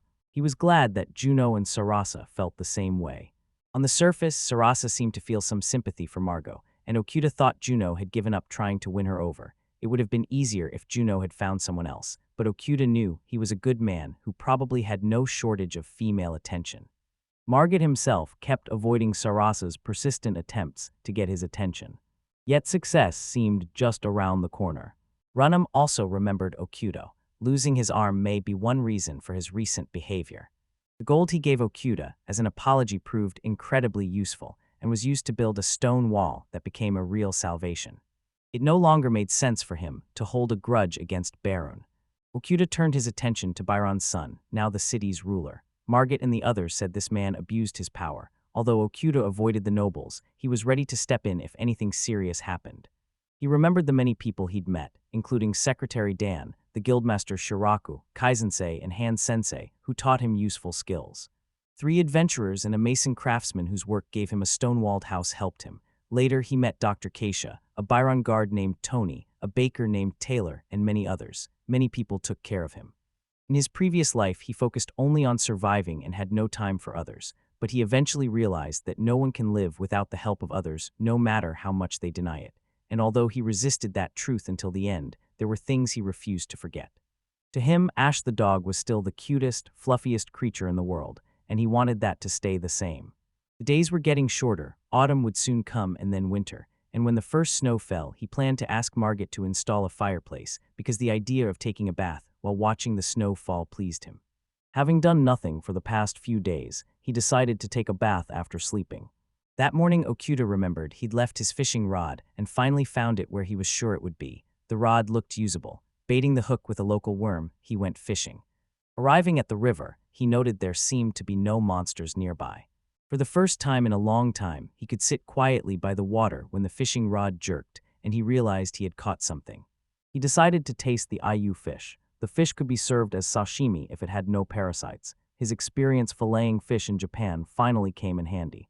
He cut it up carefully and tasted it. As expected, the fish was very tasty. The system confirmed it was tasty. Thinking about the best way to prepare it, he considered pickling, frying, or serving it as sashimi, then decided to catch more but fell asleep. Waking up, he was happy his friends were nearby and that they were all right. Okuda decided it was time to stop fishing and move on, so he stood up, called his horse Rosinide, and set off. Okuda returned home and was pleased to find his friends had already arrived. Inside, preparations were underway. People bustled about, looking forward to the celebration. It was a lucky coincidence. A large catch of fresh fish meant the evening would be especially delicious. He suggested a toast, saying these gatherings call for proper treats and a warm feast. The friendly cooking session began. Okuda began preparing the fish, carefully sorting the garlic and showing where to put it, then made the sashimi himself. He had never seen raw fish served in the city and was curious how his guests would react to this Japanese delicacy. With everything ready, he announced that the food was served and invited everyone to the table. The first course was shiyaki, fried fish seasoned with salt, followed by sashimi. Surprised by the new dish, Sarasa watched Okuda show the proper way to squeeze lemon and point out how delicious sashimi is when served correctly. Their faces showed it was their first time trying that cuisine, and he was glad they enjoyed it. By then, he noticed that Juno seemed a bit down. Smiling, he invited him to try more food and promised the taste would revive him. Juno, a bit confused, mixed up the dishes and called the sashimi shiyaki, making things slightly awkward, and Okuda acted as if nothing had happened and offered everyone another drink to keep the mood festive. Sensing the mood had eased, he decided to brighten it by congratulating Margit and Sarasa, because their behavior the day before was so touching it suggested they were about to marry, and the young couple confirmed his guess and thanked him for his kind words. He soon learned they planned to hold the wedding at his home in 2 days and invite only their closest family. Okuda noticed that Juno seemed particularly dejected. Looking at the guest list, he saw Elsa listed as Juno's girlfriend and was surprised to realize Juno already had a lover. That meant all the sympathy and consolation in yesterday's conversations had been in vain, but he could not be angry, and joy for his friend overwhelmed him. After the evening ended, Sarasa thanked him for everything and they said goodbye until their next meeting. Left alone with only 2 days until his best friend's wedding, Okuda planned a bath, entertainment, and food, and started with cooking, going fishing, and even sacrificing his chickens since everyone loved fish. With the wedding day approaching, the morning's fishing was successful and the catch was excellent. He prepared yakitori with care and love in every dish, took special pride in the breaded chicken as a top-class item, and only had to prepare the fresh fish. With everything nearly ready, the guests of honor arrived, Margot and Sarasa. Juno stepped forward and introduced his companion, Lady Elsa. Okuda greeted her warmly. Faint recognition stirred in him. Elsa was the tavern owner's daughter where Juno lived. Thoughts raced as he realized Juno was lucky because Elsa was both beautiful and kind. Genuinely happy for his friend, he knew what difficulties his friend had to face. After congratulating Juno, he focused on the final preparations. Suddenly, Byron's son appeared. His presence surprised everyone. Okuda noted it was the first time he had seen the man. Margit went pale when the guest appeared, making it obvious his presence meant trouble. He didn't fully grasp what was happening, but he was sure of one thing: only a savage could ruin such a special day. Born into a pack led by a wise, strong leader, the Blue Wolf is a proud hunter of the dense, untamed forest, connected to that leader by respect, loyalty, and a shared spirit of unity. One day a strange, formidable man came into their lives with powers beyond anything the Blue Wolf had seen. High-ranking among his kind, he wielded a strange alien magic, defeated the leader in a brutal fight without giving him a chance, took the leader's cub, and walked away, leaving the pack orphaned and shaken. The wolf knew that if he had rushed the attack that day, he would have died without a doubt. Without preparation and an understanding of the enemy's magic, he had no chance. After their leader vanished, the pack had no direction, and the pup's fate rested with a human, and though that seemed alarming at first, over time the Blue Wolves saw the human was not harming the cub, but protecting and caring for it as if it were his own. Their world was cruel, only the strongest survived, and no rules could change that natural order. In the heart of a devoted beast, a new feeling grew, and it was respect. Realizing they could not fight, the Blue Wolves chose a different kind of loyalty, and from then on watched the puppy and his new protector from a distance. They never interfered directly, but they rushed to his aid when he was in danger. To honor the puppy and his human, they sometimes chased off wild animals that could harm them. One day a blue wolf came too close to the camp and fell under strange magic. He lost control and was wounded. Just as he was ready to accept his fate, a puppy appeared. Now grown, the pup threw his body over the wolf, ignoring his own safety. The beast's heart raced. The sight shocked the beast, because in a world ruled by kill or be killed, such kindness was rare. The man, this unusual, almost alien wolf, not only did not turn away but also treated his wounds, healed him, and showed concern, which confirmed once again that before them stood not just a man but something different, deeper, nobler. One day a man and a puppy went to the lake to fish while the wolves kept watch from a distance, as usual, until a bear suddenly appeared ready to attack. The blue wolves charged into the battle, fighting with every ounce of strength until they drove the beast away. When they returned from the fight, they found a moving scene, a tired but unharmed puppy resting quietly in a man's arms, a sight that softened even the hard heart of the forest warrior. When the wolves returned to camp later, it was empty. No people were there, but fresh fish and a wooden cup of potion had been left as a thank you. Clear sign, the man knew wolves inside out, understood how they could help, and valued their aid. The wolf admitted defeat, not in battle, but before the humanity and kindness of this unusual man. Though much time has passed, the blue wolves still guard the territory where this man and his ward live. They hope the puppy will grow up strong, wise, and fair. Blue wolves are not just animals. They are intelligent forest creatures, loyal, proud, and able to feel. Elsa owns a tavern and bar in the city of Leicester, where the fates of many wanderers, artisans, and adventurers come together. Practical and sensitive, she created more than an inn, making a real home for people who cannot afford housing, especially poor adventurers who live on combat earnings and are always risking their lives. and Elsa's Tavern offers the area's most affordable lodging, giving visitors not only a roof but warmth, care, food, and sympathy. One regular is Juno, an adventurer with a kind heart and an indomitable spirit. Elsa has known him and his friend Sarasa since childhood. For many years, her warm feelings for him grew into true love. Juno's heart belonged to another Sarasa. Elsa saw it immediately and clearly because someone in love senses even the faintest hint of another's affection. Juno felt a quiet, sharp pain when she realized Sarasa did not return her love. Sarasa loved Margit, a master blacksmith and skilled merchant who handled metal like an artist with a brush. Despite the bitterness, Elsa had to admit they were truly right for each other. Juno suffered, heartbreak tore him apart, and he lost weight and grew sullen and distant. A man who relied on physical strength, he was wasting away. Elsa cared for him, fed him, and gently coaxed him to eat. He sometimes pushed her away with harsh words. She stayed close, endured, and did not leave. Her love asked for nothing in return and simply was. Every morning Elsa looked in the mirror, studying her freckles that had once seemed charming, and she knew Sarasa was not only beautiful on the outside, but also kind and worthy. Yet Elsa's heart was breaking with envy, bitterness, and the longing to be the one Juno would dedicate his soul to.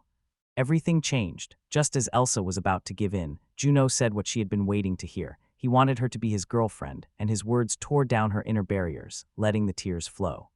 They spoke openly about how Margit managed to release the spirit of his late wife Isabella, and how Juno found the strength to let go of his feelings for Sarasa.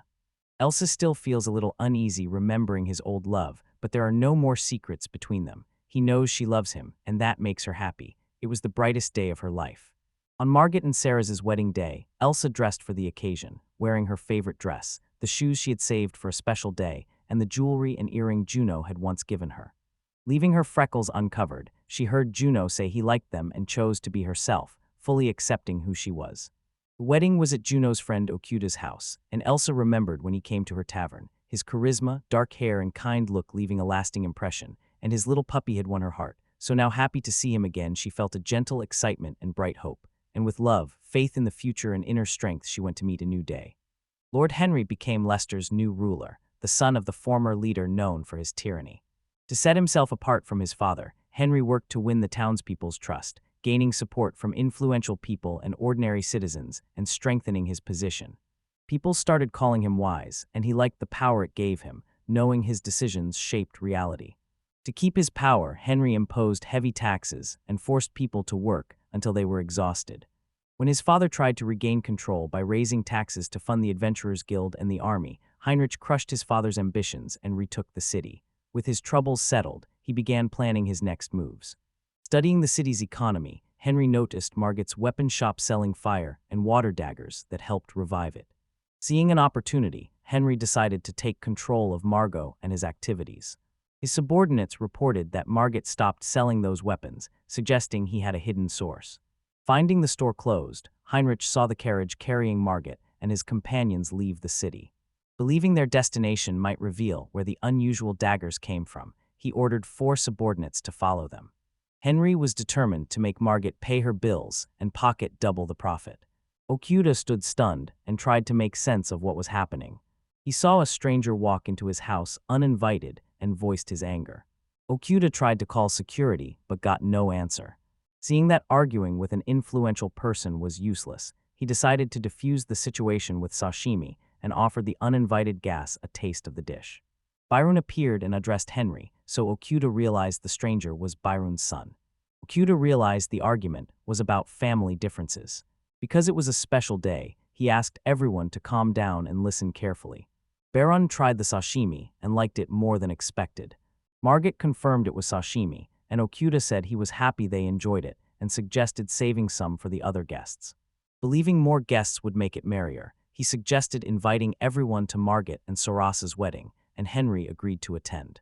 Margit thanked Okuda for his help, and he said it was no problem. Okuda admitted he had not expected so many helpers and thought now was no time for quarrels. Preparations for the party were in full swing, and at last the long-awaited moment had arrived. The rune turned to Margot and Sarasa as they entered the hall. Okuda noted he rarely saw Margit wearing a jacket, and the moon-colored dress perfectly highlighted Sarah's beauty. Margit and Sarasa exchanged vows, slipped on their rings, and the guests congratulated them. Okuda said he had never seen a wedding like this in this world, but everyone was smiling without realizing it. The mood shifted, and everyone moved straight to the party. Okuda set out sashimi and chicken and urged the guests to help themselves. The two men were performing a strange art that left him puzzled. At similar events from his merchant days, he remembered games where people put stockings over their heads that gave him goosebumps. Relieved there were no such competitions in this world, he still worried the ceremony would have no wedding song. Okuda took the stage and said he would sing. As he sang, he showed the anxiety he felt when he was alone. The song captured friends slowly drifting apart as they found their places in life, and as they put it, became henpacked. Okuda said you can feel a song's meaning in your heart, even without knowing the language. After his performance, he congratulated the young people. When the party ended, Sarasa and Elsa said they'd see each other later, and Okuda also said goodbye, wishing them all the best. Margit, Sarasa, and Elsa left for home, leaving the other guests very drunk. Okuda took charge, struggled to move them, complained about their condition, and threatened to throw them into the smelter over their behavior that night. Later, he found the night wind refreshingly cool, making all the fuss feel like a dream. Since arriving in this world, Okuda noted that humans often contradict themselves, isolate themselves from others, and gradually move toward extinction. Even so, he found friends he wanted to share his best moments with: Margit, Juno, Sarasa, Elsa, and of course Ash, the cutest creature in the world. He observed that everyone, himself included, was enchanted by the newlyweds' smiles. It formed a circle of happiness with Margit and Sarasa at the center. Okuda said he had never seen anything like it in Japan. He realized words could be both a blade and a mirror, sometimes causing pain and sometimes reflecting the truth. Okuda admitted he had avoided this before, choosing to make every decision himself instead of trusting others, and in a world where no one speaks Japanese and you must risk your life fighting monsters, the blue moon's light falls straight onto your heart, and he wondered if it was all a dream since that would make the contradictions clear. Feeling ready to open up to others, he decided not to rush and to enjoy what he had. For now, he wanted to move on with his life and looked forward to the contradictions he would face tomorrow. A smile escaped him when he realized he had once been a contradictory person. Okuda suggested leaving the cleaning until tomorrow and just relaxing today because his friends were too noisy. Bringing happiness to others had always given him joy, and now he enjoyed it even more. The day after the wedding, Okuda continued training in wind magic to improve his skills. Others were still recovering from the holiday, but he had already returned to his usual routine. Ash barked loudly, drawing his attention. Okuda spun around and found a giant snake in front of him. With no time to think and no help coming, he acted immediately. Okuda cast piercing arrow at the serpent, but it did nothing. Realizing the creature had no obvious weak points, he used scan to find its vulnerabilities. The system reported Okuda's level had increased, and his scan skill reached level 2, revealing the snake's deadly poison ability that corrodes almost anything it touches, but does not make it immune to toxins. So Okuda planned to use a gust of wind spell to turn the snake's poison against itself. Then the blue wolf rushed in, attacking the snake and distracting it. Okuda saw the chance to counterattack and watched the snake to predict when it would use its poisonous breath. The moment the snake opened its mouth, Okuda cast the gust of wind spell, sending the poison back at the monster. The snake started to curl, and a few scales came off, exposing a vulnerable spot. Okuda seized the opportunity and delivered a decisive blow with his sword, finally defeating his opponent. After the battle, the system told Okuda he had reached level 15. He thanked the blue wolf for his timely help and checked that he was okay. When Juno later learned about Okuda's feat, he was amazed and could not hide his surprise. Still shaken, Okuda and Juno cleaned up the battle site and handed the snake's body to the city butcher. Elsa arrived soon after, worried about Juno's condition following the party. Okuda noticed she was upset and assumed she was angry because Juno had left her alone. He hoped they could make up. Okuda wondered what could be made from the serpent scales and worried about its presence in these parts. Okuda assumed the dungeon was overrun with monsters again and that clearing it alone might not be enough. He realized he had been lucky in this fight, and that if he had been unarmed the outcome could have been different. This made him want to further improve his skills and magical abilities. Okuda asked Kaisensei and Hansensei to train him, because he believed wind magic needed more practice and experience to improve. Okuda believed that if he perfected the basics he could use higher magic like tornado, so his next step was to train unarmed parrying and learn a few martial arts techniques. Kai showed him a few moves. Okuda protested inwardly that he couldn't do that, and asked for time, resentful that no one understood how he had managed to live to his age. Okuda did not want to die while learning a new skill, but he realized he had no choice. A system notification said Okikigo had learned a new skill called Moonflip.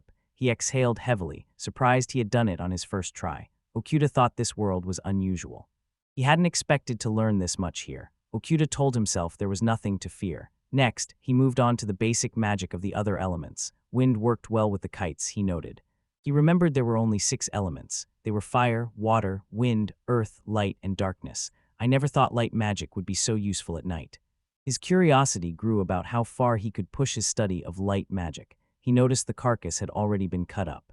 The butcher said it was the most delicious snake meat, and Okuda thanked him, asked carefully whether it really tasted that good, and offered to sell it.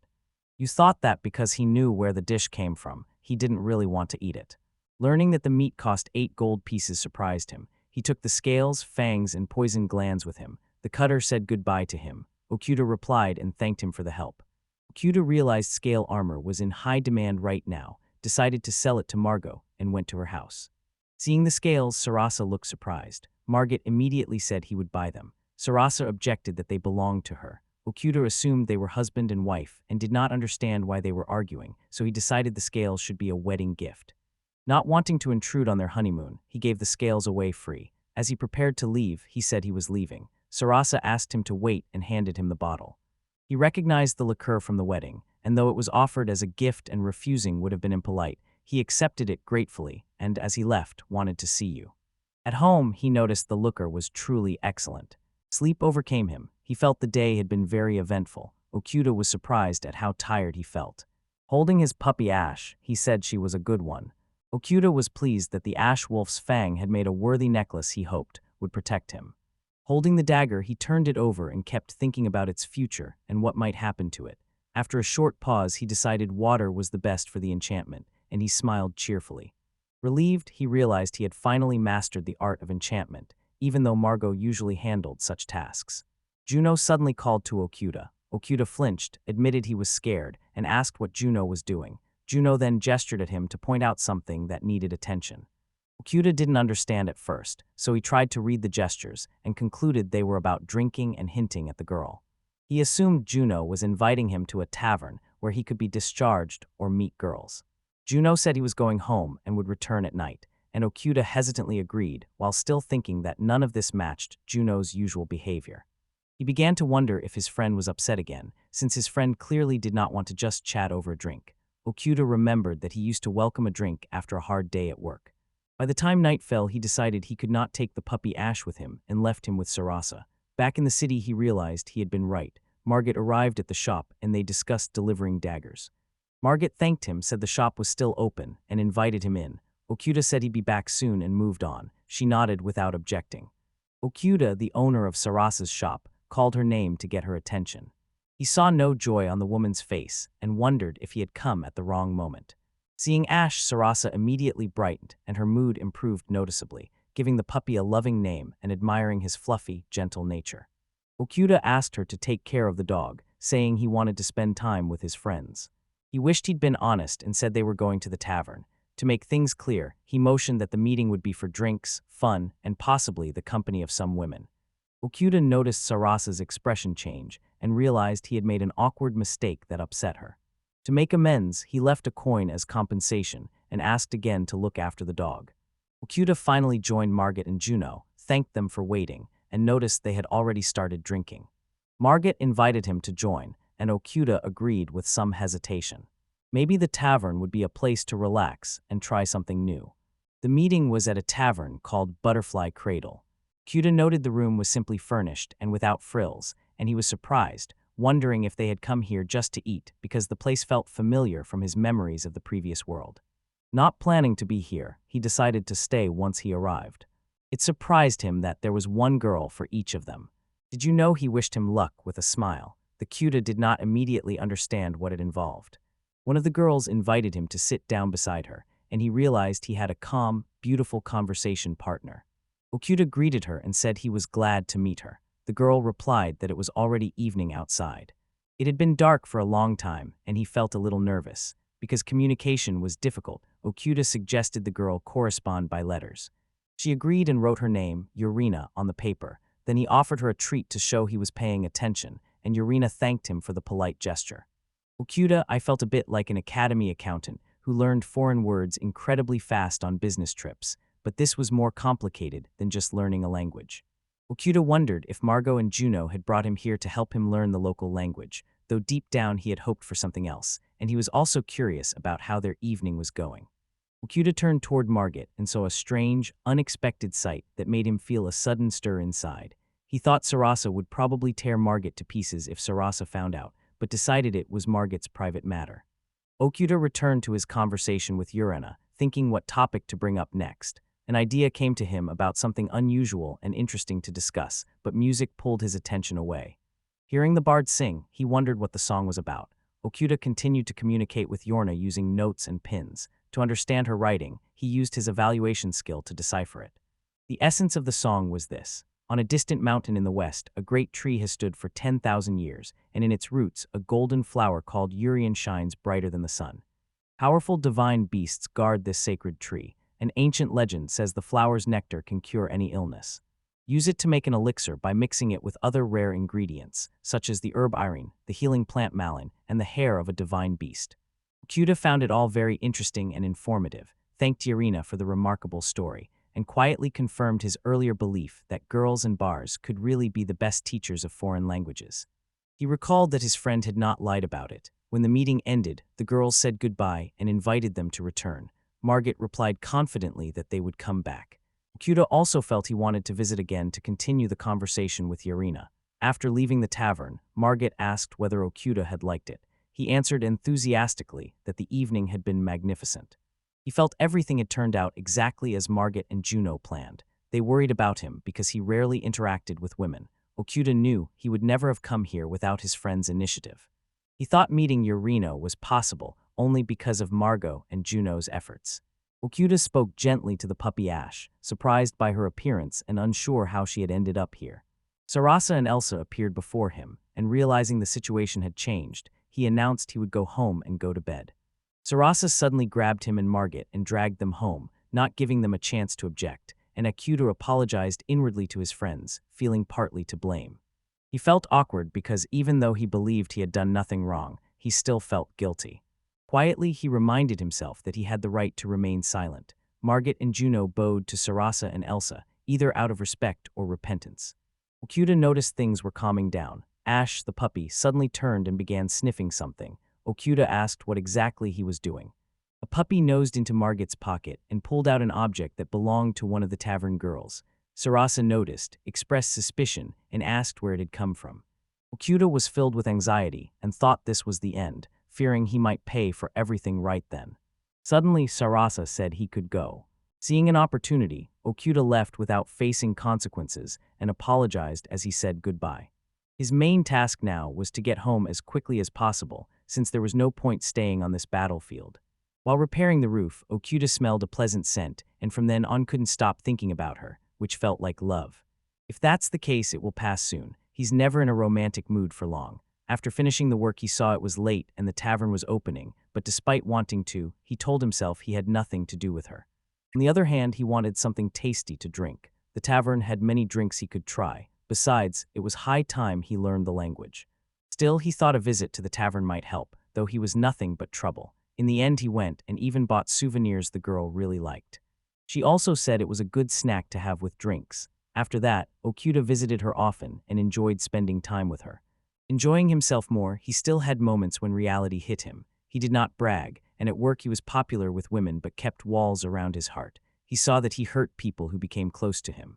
The pain grew so deep, he began to hate himself, and he could no longer act impulsively in romantic relationships.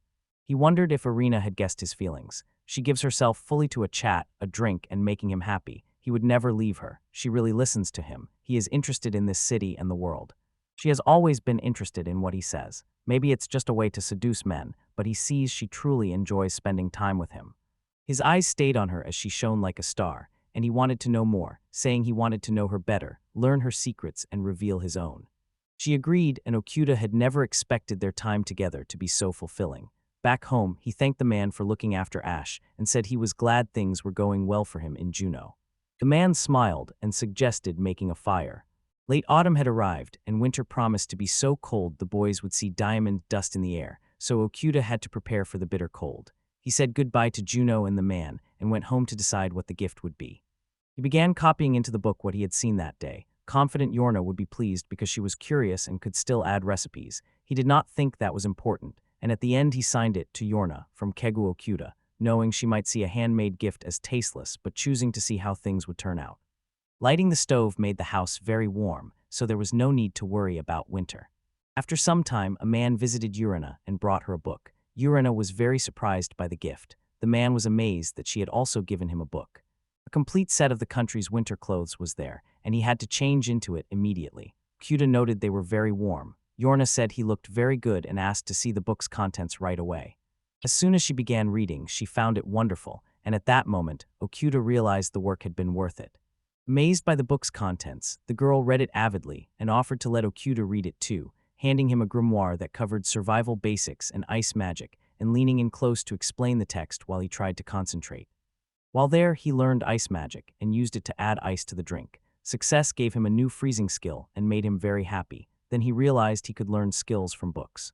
Now that he understood how Urina shaped ice into stones, he decided to test the magic. The book warned, as with other spells, that different amounts of energy and time produce different results. He added ice to Urina's glass, and she thanked him and suggested they read the book together. Okuda thought she liked his book, and he was happy to know it.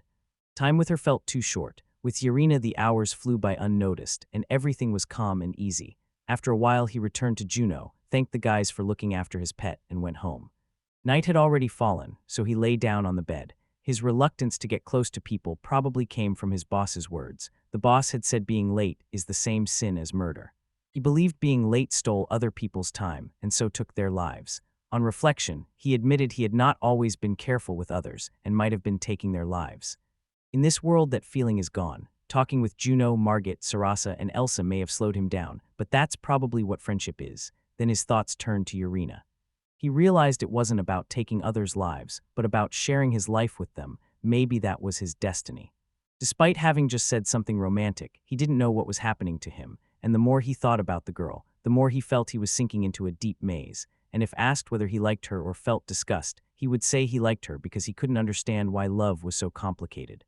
Lost in thought, he found himself in the city and really did not understand himself. He had come to buy winter clothes before the cold set in, and while there, he decided to give Urina another gift. It was a water dagger, and the girl asked if he was sure he wanted to give it to her, promising to take care of it, but someone began disturbing them with loud voices, so Okuda decided he would bring a weapon next time. Unable to ask the girl that, he still wondered if the other visitors had given her anything.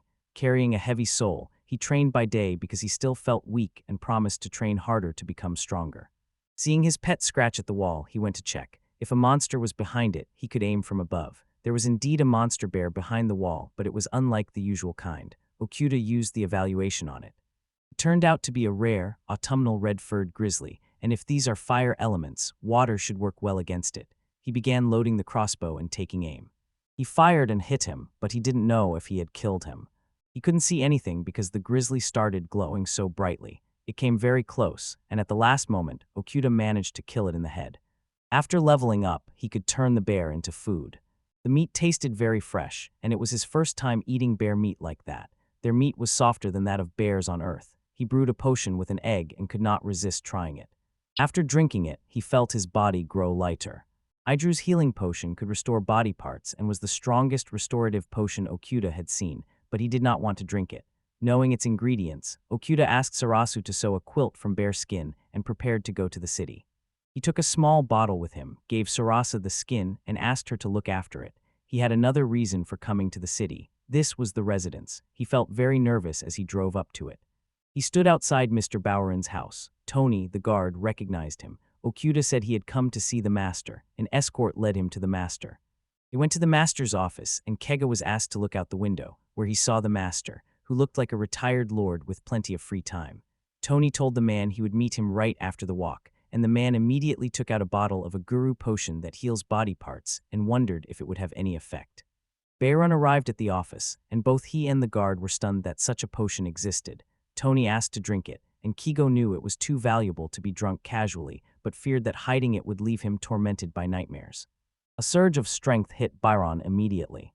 Keigo was right, the master's hand had been restored. The potion would keep the master from being so helpless, and it was better not to tell him what it contained. With his business at the residence finished, Keigo said he would go home, but Byron stopped him and snapped his finger. Refusing a gift is rude, so we should accept it graciously to survive in this world. You need at least some money, since there are no marketplaces here, and people will not understand what he is saying. Meanwhile, winter was already coming, and Keigo thought he would still face many monsters, which made him feel a little down. He scratched Ash, who was also afraid of the cold, and decided it was better to look forward to the snowfall and play snowball fights, than dress up as Santa and give gifts to Urina. In that world there was no Christmas, and even if there had been, people usually spent it with family. The man grew curious about whether his quilt was ready. He went to the store, picked up his quilt, and told the girl to keep the change. Keigo took the money because counting change and explaining it would be a headache. Then he went home where the stove was already lit, wrapped himself in a blanket, said it was very warm, and thought he could survive the winter. While he played with Ash, someone knocked on the door and Juno and Elsa had come. It seemed to be their first visit alone, and since he still had bare meat, he decided to treat them. Keigo remembered they had all liked it, so since Elsa doesn't drink, he poured her some juice and gave himself and Juno drinks, and he figured it would be hard not to drink when you suddenly run a tavern. Then the guys turned to him at the same time, both wanting to tell him something. Do you know who decided to speak first and asked the guy if he was dating Urina? Keigo thought the guys had come just for that. Things were complicated, so he dodged the question and asked what they were talking about. They understood him and asked nothing more. Time passed and the men began to leave. He hadn't gone to the tavern the night before, but everything was fine because going to the tavern wasn't an obligation. Deciding to do some housework, he knew he could not collect water when it snowed but could melt the ice that gathered. That would let them fill the bathtubs much faster, and since they had water and supplies, they could bathe today. So he did.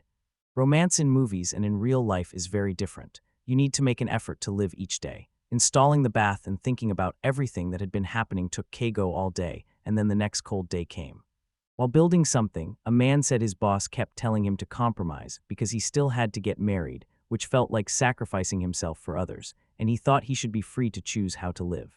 Survival matters more than romance. Romance is complicated and monsters are everywhere. If the dragon attacks again, it is doubtful he can protect Urina. He can barely protect himself. She needs someone more capable than him.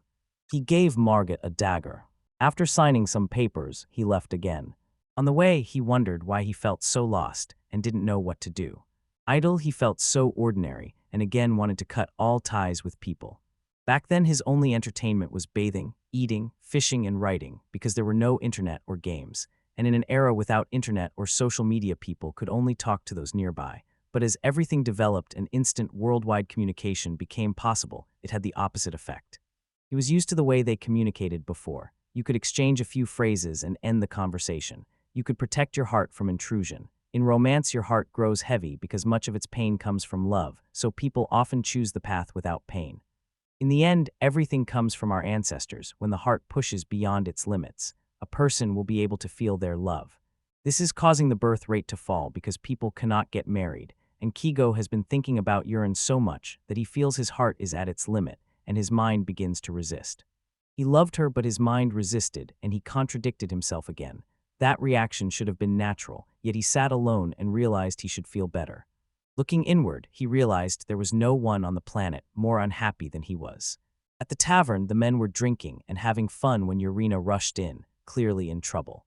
Keigo sat alone in nature, fishing. Looking at his reflection, he told himself he looked like a dead man. As always, he doesn't even know what to do. An outlier in every way, he had hoped a change of scenery would help, but he couldn't even remember how he got to the river and back, and it was sad. Yet as long as he lived, he still had to eat and keep doing what he did. He had cooked a fish whose roe could be pickled in salt and chilled with ice cream, so he could make a cod snack, and had chilies in the shed that, pickled with the roe, would create a new flavor. But when he went outside, he saw Ash barking at the fence. Seeing the girls, he opened the fence. They ran in, and the man asked what had happened. Ash reacted as if they were being chased by monsters, and not wanting any trouble. He closed the fence behind him and said it was better to go inside the house. They thanked him for his help. Keigo didn't know what was happening when they started to undress, but the man said they shouldn't relax too much in a stranger's house and told them to put their fur coats back on. Ash fell silent, worried about monster tracks outside. He said he would go check, and the girls, hands shaking, invited him to sleep with them. Aware they were tired of running, they still offered him a place to sleep, but he refused, saying the bed he was about to show them was for guests. Leading them into the room, he lit the stove and left them there. unable to understand why they were alone in the city, and telling them they probably had their own reasons, which he did not blame, and with night fallen, he planned to ask them to leave in the morning before going out himself to scout. After confirming everything was fine, he went home, had a drink, and decided to rest because he felt unwell, falling asleep until a sudden light in the room woke him. Girls came into his room and climbed onto the bed. He told them to stop and leave, but they ignored him, so he had to climb onto the table. Just as he was about to run into the street, a man burst into the house and claimed these were his girls. Kigo did not understand what was happening. The man demanded to know where the potion was. Kigo had no idea how he knew about the partial action potion, but if he meant the potion that healed the nobleman's right hand, then someone had revealed the secret. A man attacked Keigo, but Keigo set the man's hair on fire and kicked him out of the house. Keigo assumed the man might have been sent by Heinrich. After the man ran away, Keigo had to decide what to do next. Looking at the girls, he realized he didn't know what he was doing. There was no right moment to send the girls into the cold. Behind the fence, he saw a cart with Margot. The man didn't expect to see them. They feared for Keigo and told him everything, which made the situation clear. Girls had been drugged. Urena questioned the beauty salon staff and learned the former Mohawk had been abandoned in the red light district. He had sent 3 women he picked in the Lantern district to attack Kino and kidnap him, and through her entertainment district contacts, she learned of the plan, told Margit and the others, and they hurried to the scene. The girls were sent to sleep in the blacksmith's hut. Margot went to Keigo and whispered that Urena was very worried about him, and then they decided to have a party. Keigo tried to invite the 3 kidnappers, but they were too embarrassed and refused. There was little food, but it was late, so they would have to make do. He thanked the guys for waiting and announced a new dish on the menu today, cheese and cod roe, and they were happy, saying in amazement that it was very tasty. They enjoyed eating together. Uranus started pouring drinks. Keigo asked if he could talk to her outside. They went out together, and then for some reason he stopped showing up at her store without saying anything. The cold outside made the girls start to shiver. Keigo was surprised she had rushed after him in such thin clothes and felt he had to apologize. He put a fur coat on her, and they looked at the sky together. Snow began to fall. Urena now looked like an angel with pure white wings and smiled broadly. Keigo apologized for not coming into her shop. He needed to tell her what he wanted and how he felt before Urena disappeared into the light snow. The girl asked him why he was thinking. Keigo said he couldn't stop thinking about her and confessed he loved her, and she replied that she loved him too. They looked into the distance with relief. Then the man shook the snow off the woman, and she asked in surprise what had happened, tears filling his eyes as Keigo thought he seemed to be crying without realizing it. In that moment, the desire that had taken hold of his heart seemed like it would melt away with the snow. If Urena was in trouble, he would be the first to help her. Whenever she felt sad, he wanted to be near her. He told her everything was fine. The tears came on their own. He stood ready to be her shield and soared on this magical night when angels' wings danced in the air. Ash suddenly jumped out from somewhere. The guys were watching their confessions, and everyone immediately felt awkward. A moment later, everyone began congratulating Keigo and Urena. The young couple exchanged affectionate looks, then chatted cheerfully with the others about their love, and everyone got drunk. Keigo never imagined they'd have such a fun, happy night, or that everything would turn out exactly like this. They all lay down side by side on the floor and fell asleep. When morning approached, the guy decided he had to cook rice soup for everyone. Yorna sobered up quickly. He still had such a bad hangover that he remained there for another 2 days. By morning, everyone was already getting ready to leave.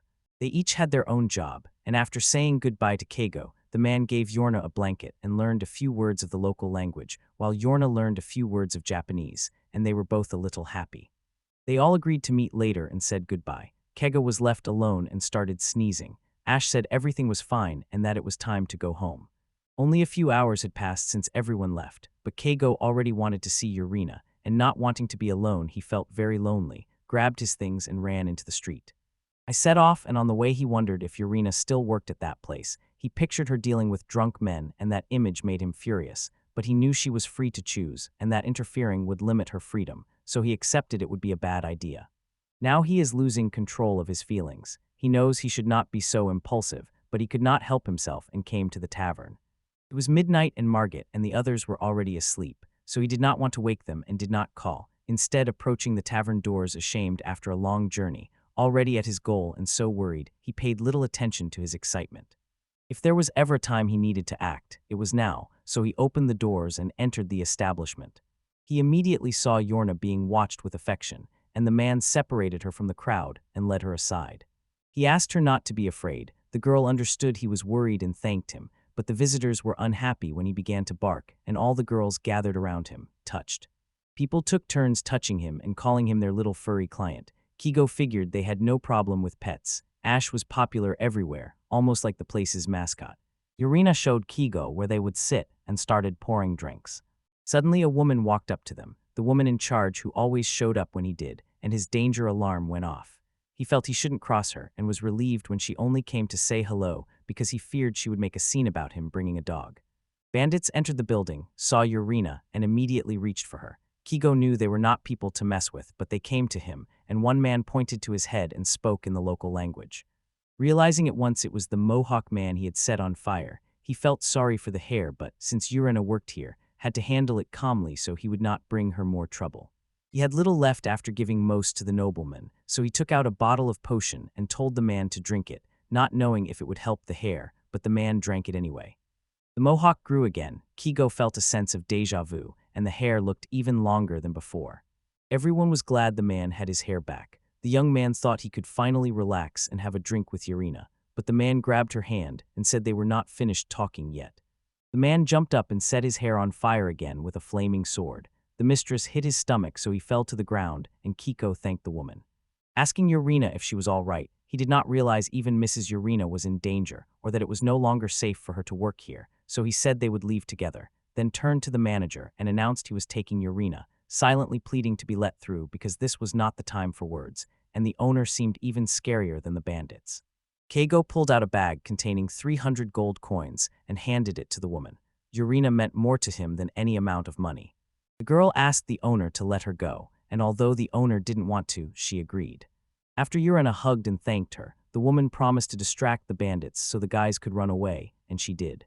Bandits tried to seize Yurina, but the woman intervened and drove them off. Their run didn't last long. Yurina and Keigo couldn't go that far, so they slipped into an alley and ran deeper. They took cover behind a barrel. Keigo immediately began planning how to protect the girl. Keigo froze the puddle. Mana was nearly gone, so he had to replenish it somehow. Casting wind on a nearby girl lifted her skirt and drew the bandits' attention. They rushed toward her at once, but the ice made them slip and fall. After checking they were alive, Yurina grabbed him and told him not to dare lift her skirt frame. He apologized and they went to his cart.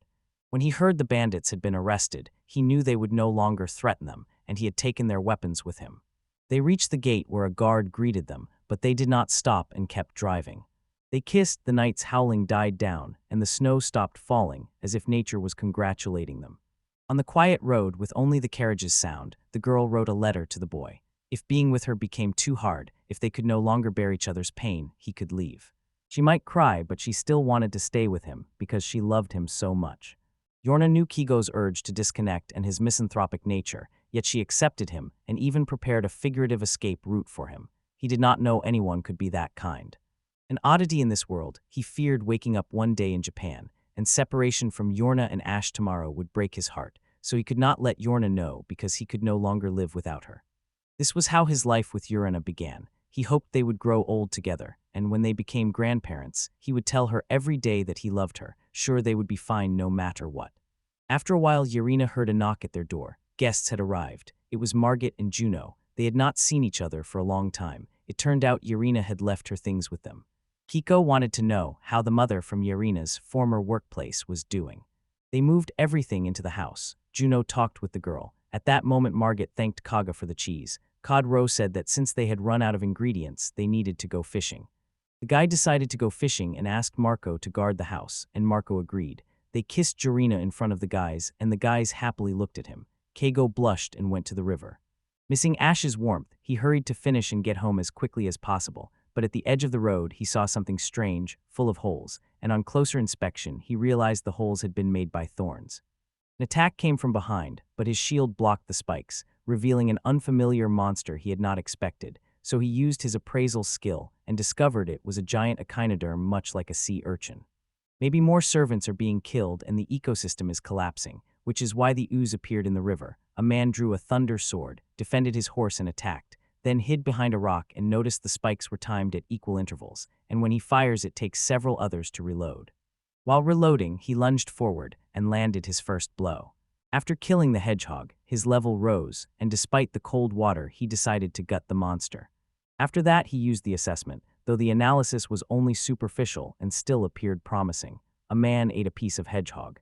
Even the purple sea urchin that grew on first-class kelp was not as tasty as this one, and its size was a little frightening, so he went to the cart and loaded the urchin, shouting with excitement and hurrying to take the catch home before new monsters attacked. Back home, the boys were amazed by his catch. They had never eaten sashimi and had probably never seen such a grotesque creature, so he began to cook it. Sea urchin in salt water was the first thing he put on the table. His hope was that everyone would appreciate the taste. They tried it apprehensively. At first, Keigo did not understand their reaction. The guys said it was great and very tasty, and Keigo moved on to the main course, explaining that to get the sea urchin's texture, you mix the dish with an egg so a soft, fluffy omelet with cheese and urchin is ready. Keigo was happy his friends enjoyed the food. After they ate, they asked for more, and when everyone went to rest, Keigo went to the bath. He finally needed to rest. In winter, it was best to swim outdoors because the water always felt warm when he got in. The sky was clear and the stars were beautiful. The feeling of his frozen body relaxing was simply irresistible. Someone knocked on the guy's door. He thought it was Margit. I asked if the food had really run out. It was Urena. Seeing her without clothes, the man froze. He asked what had happened, and she moved into the water closer to him. They sat back to back. Keigo thought the women in this world were very persistent, so she turned to him. The girl stood up and asked him to look at her body, and the man began to turn, thinking he was a man, but he couldn't, so he jumped out of the water and ran into the house. Realizing Juno was the main culprit, he called her a pervert. She started to apologize, and a displeased Urena entered the house. Angry that the guy had left her alone, she was approached by Keigo, who told her he loved her and began to apologize, but he noticed Margit and Juno mocking him and could not understand why, since it was their fault. Night fell and the boys went to bed. Keigo stayed at his desk, still writing. In another world he was, without exaggeration, a recluse who loved Urena, the girl he treasured. Someone is under his protection now. This time it truly matters. He can no longer act like a lone wolf. He still faces a problem. Aristocrat Heinrich likes this house and sends his thugs after them. If Urine is in danger because of the location, that is another matter. They had a lot of money, and the chickens are fine so they can leave. He pushed the thoughts aside and decided to stay since he was not alone. When he woke the next morning, he would talk to the guys. That day he told everyone the whole truth, that he had healed Master Byron's right hand with a potion, and that the thieves who attacked Urena were most likely sent by Byron's son Heinrich. They reached the same conclusion he had the night before. If the ruling aristocrats took it seriously, he would likely be captured before he could resist. He and Urena planned to leave the house by carriage. Margit handed Keigo a map. A map showed the area around the kingdom of Lancaster. He hadn't needed it until now, but it would be useful for a quick overview, so he thanked the man. Urena told Keigo she had never set out on a journey before and couldn't wait. Margot agreed and said the trip would be a fun event. He would certainly overthrow Henry and then come for him, but for now he could enjoy the trip with Urena while they took care of the rest. Keigo thanked Margot and said that since they'd decided, they could pack their things now. The chickens will be sent to a farmer who knows Sarasu. Margit will travel with Juno, who sometimes hunts monsters. They will also bring Elsa. Keigo didn't want to cause any extra trouble, but he had to make sure they said goodbye. While packing his things, the man wrote letters to his closest friends and asked them to read the letters when they were alone. One more important thing remained. He would be traveling with Hyrna and had to take a step. The flower gave it to her, but the girl did not understand it.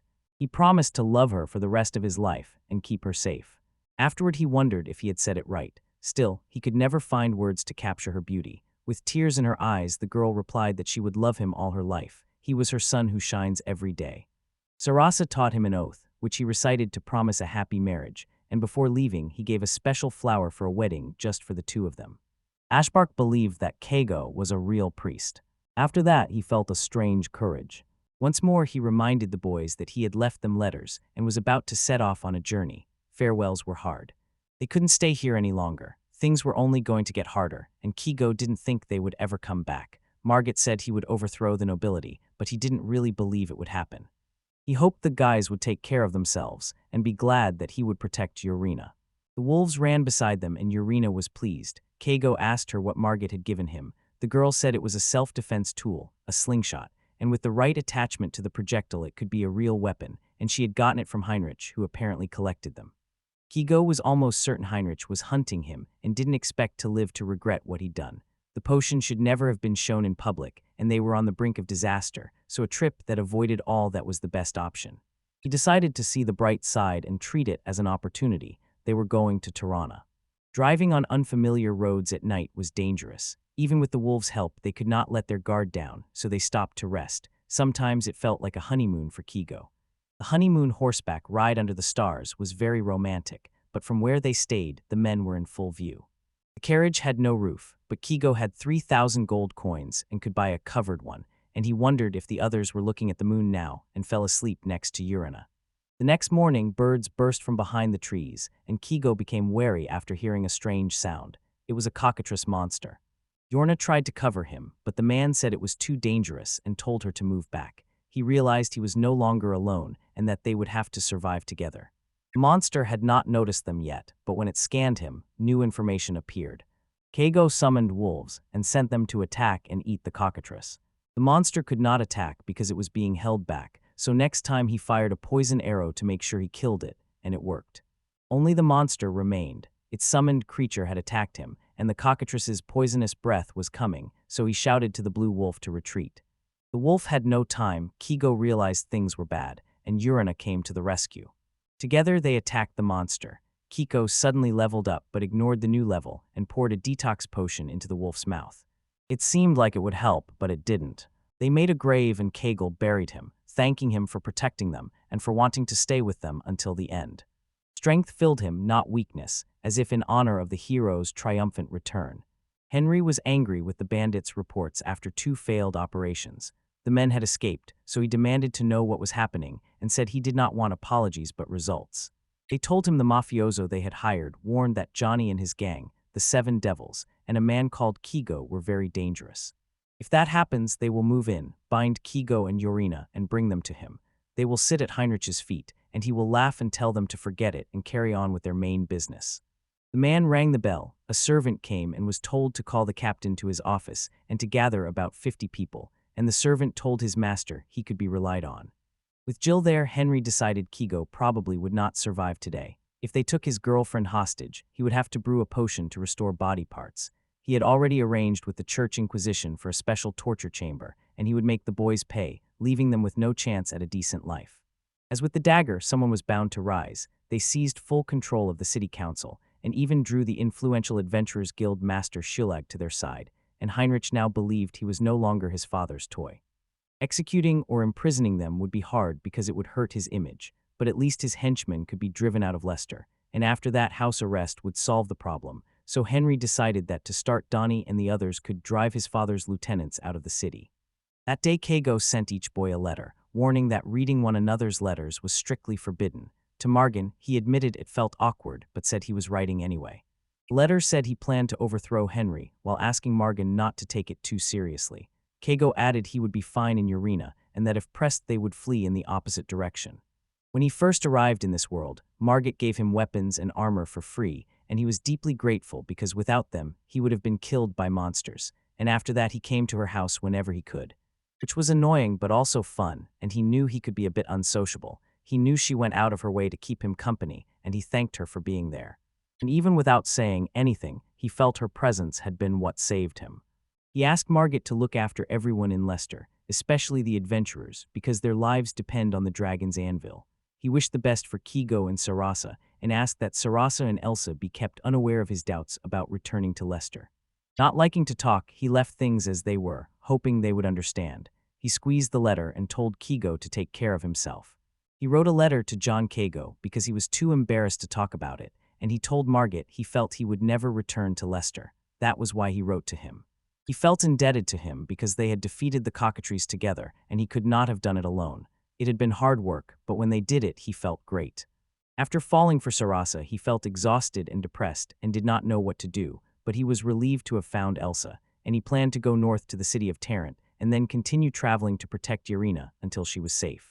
A man protects the woman he loves, and he understood that, so he apologized and said he would stay with them forever if he could, though the situation would not allow it, and he asked them to look after everyone, including Leicester, and not to worry because he would be happy with Urina. Before he left, he asked them not to get involved in too many adventures and not to make Elsa cry, to do what they could to keep her happy. Not to tell Sarasa and Elsa he was unlikely to return because they would probably talk about it, and he said his hut would be useful when they went into the forest so they could use it if he wanted. He could live with Elsa. Sarasa had the key and said goodbye to him, and John said he would definitely help and wished him luck on his first big adventure. Kigo also wrote to Sarasa that she might be worried he wouldn't be able to return to Leicester, but he promised he would and said Ash, whom she always cared for, would miss her. When he first came here, she made a deal for herself, and when he didn't know what was good and what was bad, she kindly introduced him to the Adventurers Guild, and without her, he would have died long ago. He told her the raw sea urchin he ate yesterday was an egg from a water monster's nest. He planned to feed them to Juno and Elsa, but probably could not do it soon. They were in the river he usually visits, so she could ask Margit and Juno to bring them to her. Their weakness was lightning, and he asked her to warn them about the spikes. They attack every 3 seconds, and he had written so much about them that it was hard to summarize, so he left it as is. Because Eliza had been very kind to him, he would definitely return to Leicester to see how she was doing. She and June could use his hut as they liked. It did not bother him if they lived there. June tended toward adventure, so he would be grateful if she looked after him and did not worry too much. She had always protected Ash, and he was sorry they would not see each other for so long. That was how fate had worked out. The girl showed Jun the letter, and he said he understood it. Keigo wished them happiness and said he was not going to say goodbye. Juno told Elizabeth he would sometimes clean and stay with her. Margit was very unhappy. The man called Keigo a misanthrope who did not even want to live in Leicester and could not see how he would live without their help. He was in despair and believed Keigo should be free. He began writing a letter to Master Byron and everyone else he knew, thinking only about defeating Henry and saving his friends. But Ash said in his own language that the master gave him this precious name. He sees a creature's soul color when a spot appears on its body. When the master and Yarina are together, their soul color shines like fire.